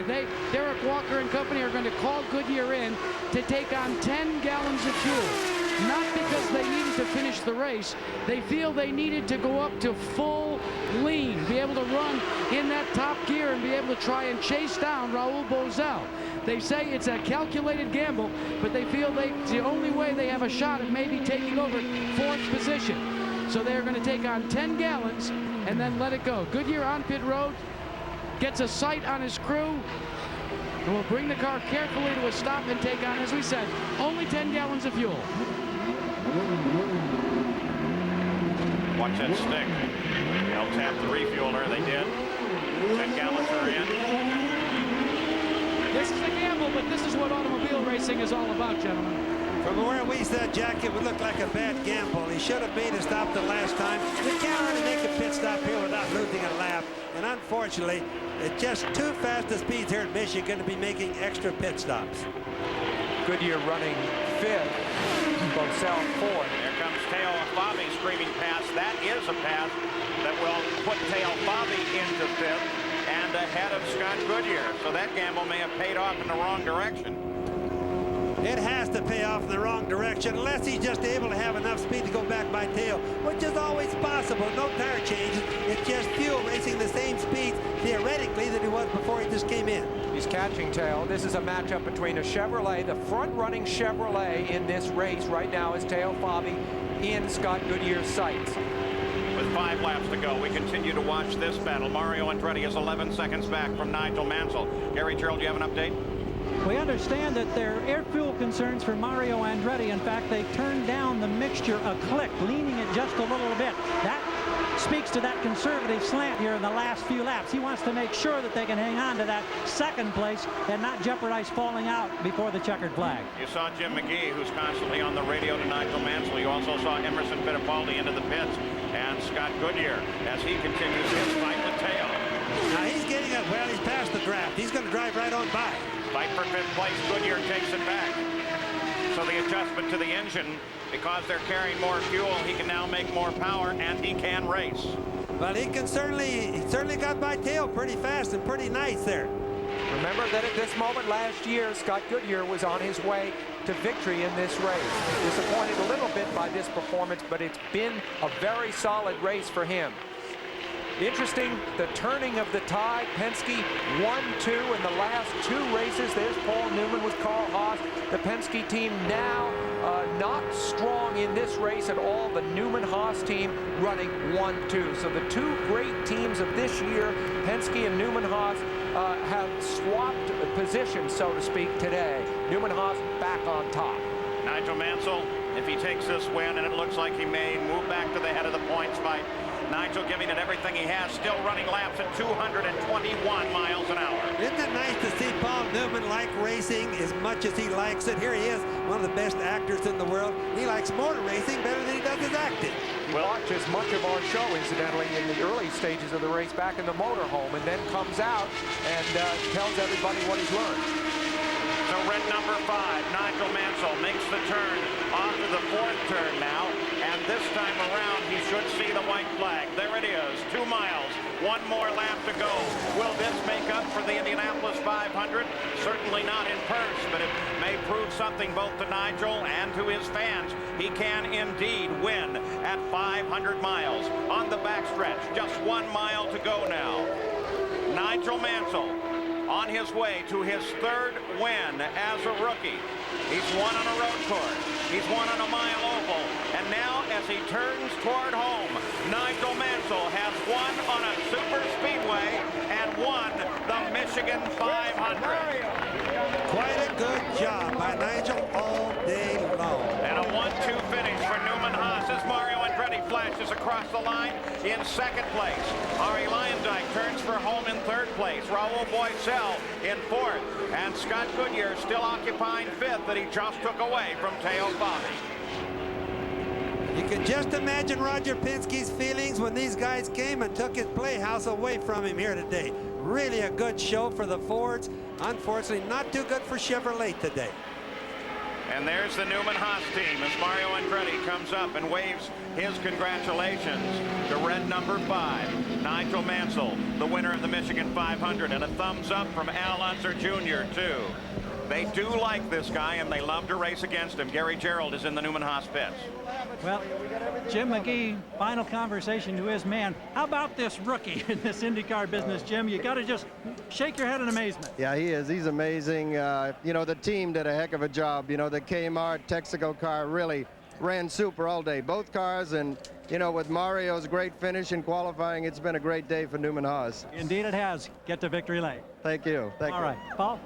You know, there's a guy, Jim McGee, that was with Bobby Rahal, ran his team last year. I just get to thinking that maybe they're missing him right now, Paul. So Nigel Mansell leads 222 of 250 laps to take the win.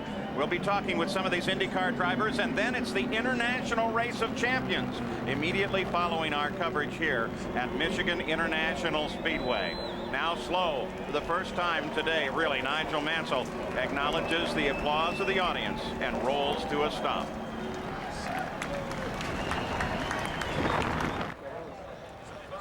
Back at Michigan International Speedway, there's second place Mario Andretti, smiling, happy, non-pulsed at the completion of this event. He finished 9 seconds behind Nigel Mansell. Mansell, on the other hand, has not yet climbed out of the race car. As a matter of fact, his team is hovering around him. They've been pouring water on his head, giving him a drink of water. He is totally exhausted at the end of the day. Let's consider the difference in ages between these two guys. 14 years older than Nigel, but evidently the effects on Nigel were a great deal greater. Now, of course, Mario's done this before. This is Nigel's first win. Well, a lot of Speedway, I should say. A lot of showbiz with Nigel, but he's an awfully good race driver. He certainly went fast today, but I do like to see that Mario being that much older. Looks like he could run another 500 miles, and Nigel doesn't look like he could have made it the last 400. Well, Mario Andretti finished second. We'll give Nigel a few minutes to recover and go to Gary Gerould, who is with Mario. Mario, they're commenting here as you talk with your crew about how remarkably fresh you look. You've put in 500 grueling miles. You've got a few years on some of these other guys in here, and yet you look like you held up very, very well. Well, I guess I'm thankful for that, obviously. I work at it pretty hard, and I take pride in that. I think it's very important, especially, as I say, at my age, I don't want to give anything to the youngsters physically anyway. And I'm, as I say, I'm tired, of course. My arms are ready to fall off, but we're still okay. Tell us quickly about that incident coming out of the pit stop when you looped it around and then you made that bootleg turn, kept it running. The crowd was standing, screaming, and you saved yourself a lot of discomfort and maybe great embarrassment. Yeah, well, of course, but to get out of the pits were so tight, I had to turn really sharp to miss Nigel's tire. And then when I whipped it the other way, there's absolutely no grip. And there are 2 patches, and it caught me out. I just didn't have enough lock, to catch it back. And I figured, oh, boy. But kept the engine running, and then I figured, well, as easily as it spun this way, I know I can spin it the other way. So high drama on pit road. Congratulations, Mario. Thank you. Jack? Well, Gary, it's just typical. Once you get the adrenaline and it starts to settle, you come into victory lane, it all begins to fall around you. But Nigel, first of all, I know you're exhausted, but congratulations. 500-mile victory, you're first. Just fantastic, and all credit to the team. The team did just a fantastic job, and I lost a lot of my readouts on the dashboard, and I was relying very strongly on the team and Jim McGee to give me the information. And I'm just so happy. It's a fantastic victory for all the sponsors. But I'll tell you, I don't mind admitting I'm bushed, I'm tired. This is only the second 500 miler for you. Is this more exhausting than your outing at Indianapolis? I've never felt so rough. Personally, I feel real tired. And, you know, the track's a great track, but it does, as Mario said, it does beat you down, and I'm beat now. Well, you've run practically every great world racing facility, the current world driving champion. How does a 500-mile race now compare to your efforts in Formula One in the past? I've never been in anything like it in my life, and I'd like to congratulate Roger Penske on this. You know, the layout of the circuit is fantastic. It's so different to Indianapolis. It stands on its own.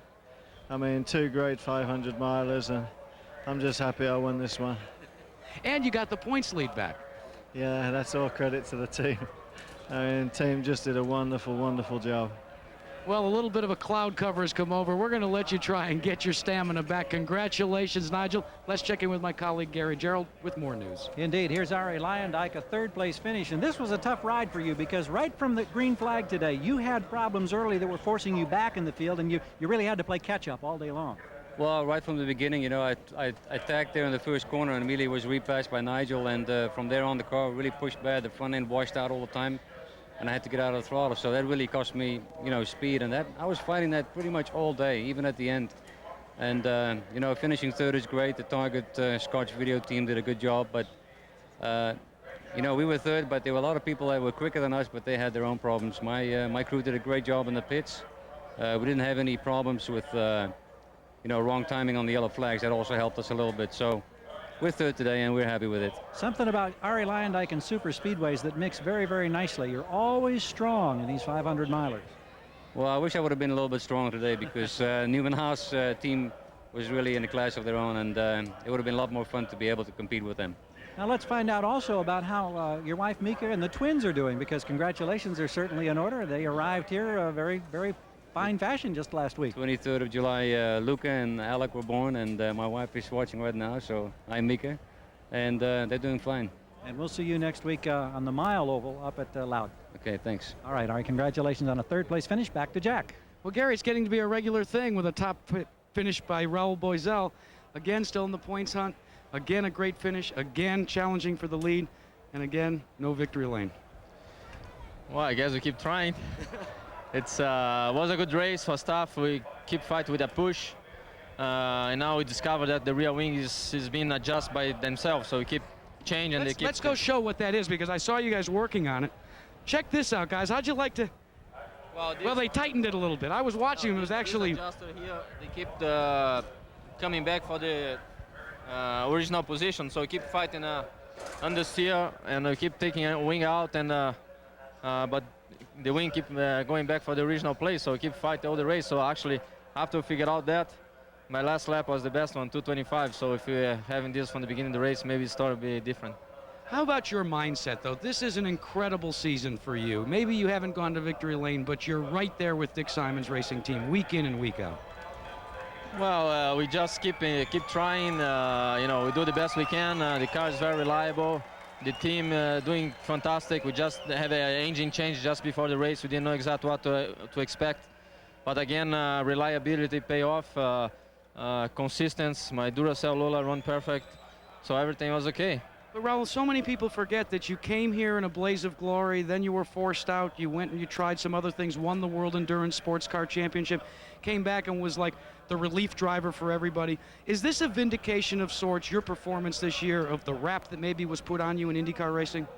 Well, it definitely is. It's the combination of the team, the right equipment, my driving, my mentally approach, my physical approach. It's, you know, I do my best, the team does their best, so we keep pounding, I'm sure need to happen, you know. Well, another driver that used the Michigan 500 in 1992 to break the door down into victory lane, something Boesel would like to do in the future, is with Gary Gerould. Gary? Indeed, that man was the defending champion, Scott Goodyear. A year ago, you were enjoying all the emotions of victory lane. Different emotions this time, a top 5 finish, but what a long day, because when you lost part of your headrest, this became more of an endurance test than anybody could have expected or imagined. Well, there's a few things happen. I thought, well, I'll just hold my head up, but what it does is your head's now on a tilt, so it's changed your horizon going around the turns, and that took some getting used to, but the guys in the McKenzie team did a good job. I'm trying to get it fixed up a little bit. It was actually a bracket that broke, so it wasn't perfect, but we soldiered on, and you know, it wasn't too bad at the end, and we got the car working better. We missed a few sessions over the last couple of days, but as the race progressed, the guys did a good job. We did some wing adjustments, and I think we were quicker than where we ended up, but you know, you got to be fast from the beginning to the end. What does your neck feel like right now? Is there any feeling at all? Well, it feels like somebody's been on top of me for about 2.5 hours, jumping up and down by about 200 pounds, and also feels like somebody's been putting their feet on my shoulders and pulling my helmet up, because my neck's all stretched on this side. It's fine now, everything's movable, but I'm sure tomorrow morning's going to be a little sore. But, you know, we've got the highest finish of the year. We've run a little bit competitive on the oval. We'll look forward to New Hampshire and hopefully get the Walker Motorsport car there next week. Well, we'll see you up there next week, and again, congratulations on another top 5 effort. Thanks. All right, Scott, let's go back to Jack. Well, Gary, you're looking at what a 12th place finishing car looks like. It's resting here on pit road, and now we're going to give you a look at what a 12th place finisher looks like. David Kudrave. And David, too often we only concentrate on the front finishers. Tell us about your drive today, because you were in the heat of things, having to be concerned with race traffic and also with race position. I tell you, my biggest concern when I'm going out to learn a new circuit like I have this weekend is the race traffic, that I do not cause an accident with one of the leaders.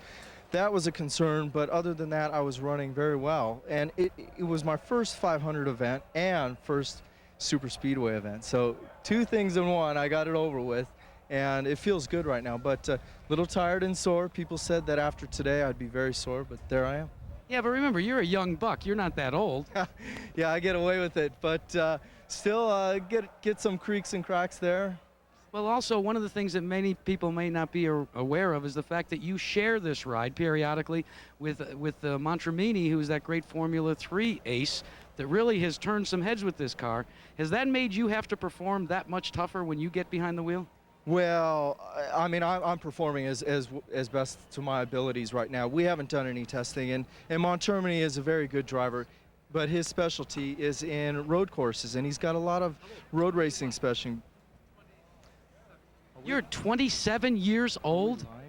Are you 27 years old? Believe it or not.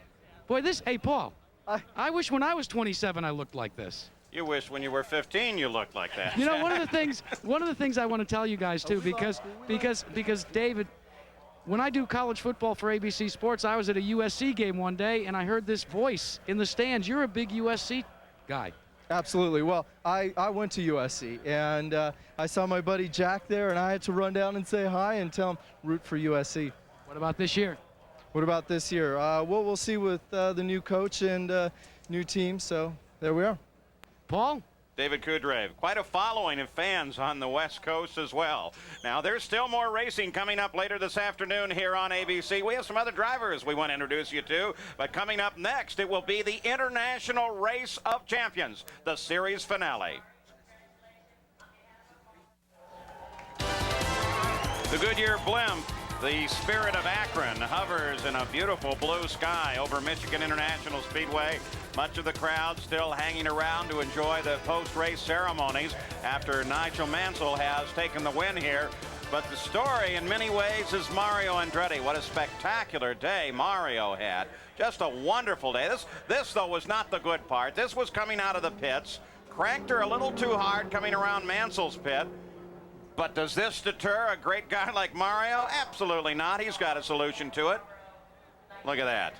Little bootleg turn, points back in the right direction, and off he goes. Something almost necessary, because without reverse gear, if he'd gotten up close to that wall with the nose, he'd had to wait for the team to come down and turn him around. And you talk about how hungry this man was for a win. Here was Mario as he closed on traffic, moving to make what ground he could. And look at this, high out of the regular groove up into the gray stuff where it's loose and gravelly and very dangerous. Never lifted at all, and passed 4 of them all in one gigantic sweep. You think this guy is still not trying as hard as he can? He definitely is. Let's go trackside again, and Gary Gerould. Well, a big day for the Fords. Teo Fabi, unfortunately, is a Chevy driver, and you're kind of first in class today in 6th place, Teo. How frustrating is it when you come to the Super Speedway here and you see those Ford Lola combinations out there running those huge numbers? No, I think we had a chance to beat a couple of the Ford guy today, but we had a boost problem right from the beginning, so it was, you know, our engine was down on power just due to the pop-up valve. But I think it was a good day for the Pennzoil team, and we had a great race. The car ran perfectly to the whole race. We just had this boost problem. It's been a season where your team has steadily been making some progress. Now you go to the mile oval next week. Do you think that Ford package will have that kind of an advantage on the mile oval at Loudon? No, I think definitely the Cosworth is more powerful, a high RPM, but I think on the mile oval we can race with them. A lot of people talking, of course, all this weekend about the roughness of this racetrack and how tough it is to manhandle a car for 500 miles, and yet you look remarkably fresh. Was it very difficult for Teo Fabi today? No, I think physically the 500 miles oval race are very, very easy. You don't get very tired. And for sure, Michigan is bumpy, but I don't think it's a problem for a driver point of view. I think it's, everyone is afraid of something going wrong on the car, just due to the bump, due to the load you're putting on the suspension. Well, you had quite a battle through much of the late stages with Scott Goodyear. You end up here in the number 6 spot, and we look forward to seeing you next week, and hopefully it'll be a podium finish for you. Well, I think the Pennzoil team is improving, and I think we deserve a victory before the end of the season, and we're working on. All right, Teo. He was second here at Michigan in 1989. Today he has to settle for 6th. Paul? Teo Fabi won 4 races as a rookie in 1983, including sitting on the pole at Indianapolis. Well, here's the final results with Nigel Mansell winning the second fastest 500-mile race in history at 188.203 miles an hour. Followed by Mario, Arie Luyendyk, Raul Boesel, Scott Goodyear, and Teo Fabi, who we just talked to. Roberto Guerrero in 7th place, then Al Unser Jr. Bobby Rahal still in the top 10, trying to close points on the championship. Willie T. Ribbs in 10th. Scott Brayton, you met David Coudray for the first time here on ABC. Emerson Fittipaldi out of the points in 13th. Hiro Matsushita, Robbie Gordon, falling out at the end of the race, and Ross Bentley, the last car running. There were 15 cars running at the finish of the race. Olivier Griard, the Frenchman, and we come down to the final positions with Paul Tracy, Jeff Wood, Buddy Lazier, Lynn St. James, and Stefan Johansson, who was the only accident of the day. A long, hard day, maybe one of the toughest races there is, the Michigan 500. It certainly exhausted Nigel Mansell. This was as he pulled into the pits at the conclusion of the race. Race officials and team members there to help an exhausted World Formula One champion as he tried to climb out of the car. Let's go down trackside again. Willie T. Ribbs is with Jack Arute. And Paul, he doesn't look exhausted at all. In fact, this is your first time ever in Michigan. 500 miles, you finished 10th. You're gaining in this sport. Well, Jack, when we started at Indy, we were green as a banana, and every race we've been trying to build momentum. And coming here to Michigan, it's a very fast place. And, you know, if you can get the car balanced right, you can do well. The first 2 sets of tires, we weren't strong at all. I could hardly go fast, and I lost a lot. But from then on, we could run pretty decent, and we made up ground, and thanks to a good team and a good sponsor. With the support of Bill Cosby and Service Merchandise, what has that done for your mindset as a driver, knowing you're going to be here week in and week out now? Well, you can concentrate. You know, I mean, before you're not worried about where the dollars are coming from. You know, with a sponsor like Service Merchandise and Cosby, I mean, you think you would have the military budget, you know what I mean? But still, I mean, you're dealing with teams here that have a military budget. So you want to keep the momentum building. I mean, it's my first time here in Michigan, and I'm happy with it. I mean, we were running pretty decent, pretty fast at the end, so just continue the momentum. Any close calls for you today? A couple, but just with lap cars. But, you know, that's part of this business. I mean, like my younger brother says, you knew the job was dangerous when you took it. Paul, probably the funniest story is on the way out to the racetrack today, we were in very tight company, and guess who passed our car and about 5 others as he tried to go around to come to the racetrack? This guy here, and I was kidding him about it. He says, hey, that's my job to pass cars. Let's check in with Gary Gerould. Well, here's Scott Brayton, just missed the top 10, 11th spot, and your problems really kind of started early when there was a bit of a gamble around a yellow flag and trying to stretch the fuel a little bit, and it kind of backfired. Well, it certainly did, and all the telemetry showed us that we had 3 gallons left, but I got over in turn 2, and the car just ran out of fuel and died, and I tried to swerve it side to side, get it started, but it wouldn't start, and so I coasted in. That cost us 4 laps, and from there we were just pushing it uphill all day. Tell us about this combination now with the Ford Lola on the super speedways. Just, I mean, pretty much awesome dominance. It certainly is. I think originally the Lola Ford was designed for a speedway car. And so I think it's probably more compromised for a road race car. And so for that reason, the Ford engine with the Lola chassis just is very powerful out here. Ford's done an excellent job in the reliability of the engine. And it has been a very exciting power plant for me to run this year. All right, Scott, we'll see you next week. We go back up to Paul Page. Thank you. So the race has been run here at Michigan. Congratulations, Scott Brayton, on his finish and keeping it going in this race. Here was Nigel Mansell as he streamed for the checkered flag, taking his win. The first 1-2 finish for Newman Haas in a 500-mile race. That was worth a big smooch from Carl Haas. Geez, looked like Paul liked it. Coming up, don't forget the International Race of Champions. We'll have more here from Michigan and plenty of racing action this afternoon on ABC Sports. As another smooch, this time from the trophy from Nigel Mansell. We'll be back. Well, the win here at Roger Penske's track in the Michigan 500 went to Newman Haas and Nigel Mansell, and that put him back at the top of the points fight with 123 points. Fittipaldi in second. Boisel remains in third. Mario Andretti in fourth. The points are beginning to tighten there at the top of the order, Sam. Well, there are 2 oval races left and 4 road courses. Emerson is 18 points back, but the road courses are his strength. And it looks to me as if it's going to be a battle right to the end between the 2 world champions, Fittipaldi and Mansell. My congratulations to the Haas team, but better be known, they've agitated Penske. He's going to be racing harder the rest of the year, so we're going to see good racing. The Indy cars load up now and head off to Loudoun, New Hampshire for the New England 200 in just 1 week. That race was won last year by Bobby Rahal. Will Nigel Mansell be able to do it again? So the race has been run here at Michigan. A long, long, difficult day for the Indy cars. But Nigel Mansell has now won on every kind of circuit the Indy cars have to offer. I'm Paul Page for Sam Posey, Bobby Unser, Gary Gerald, and Jack Arute.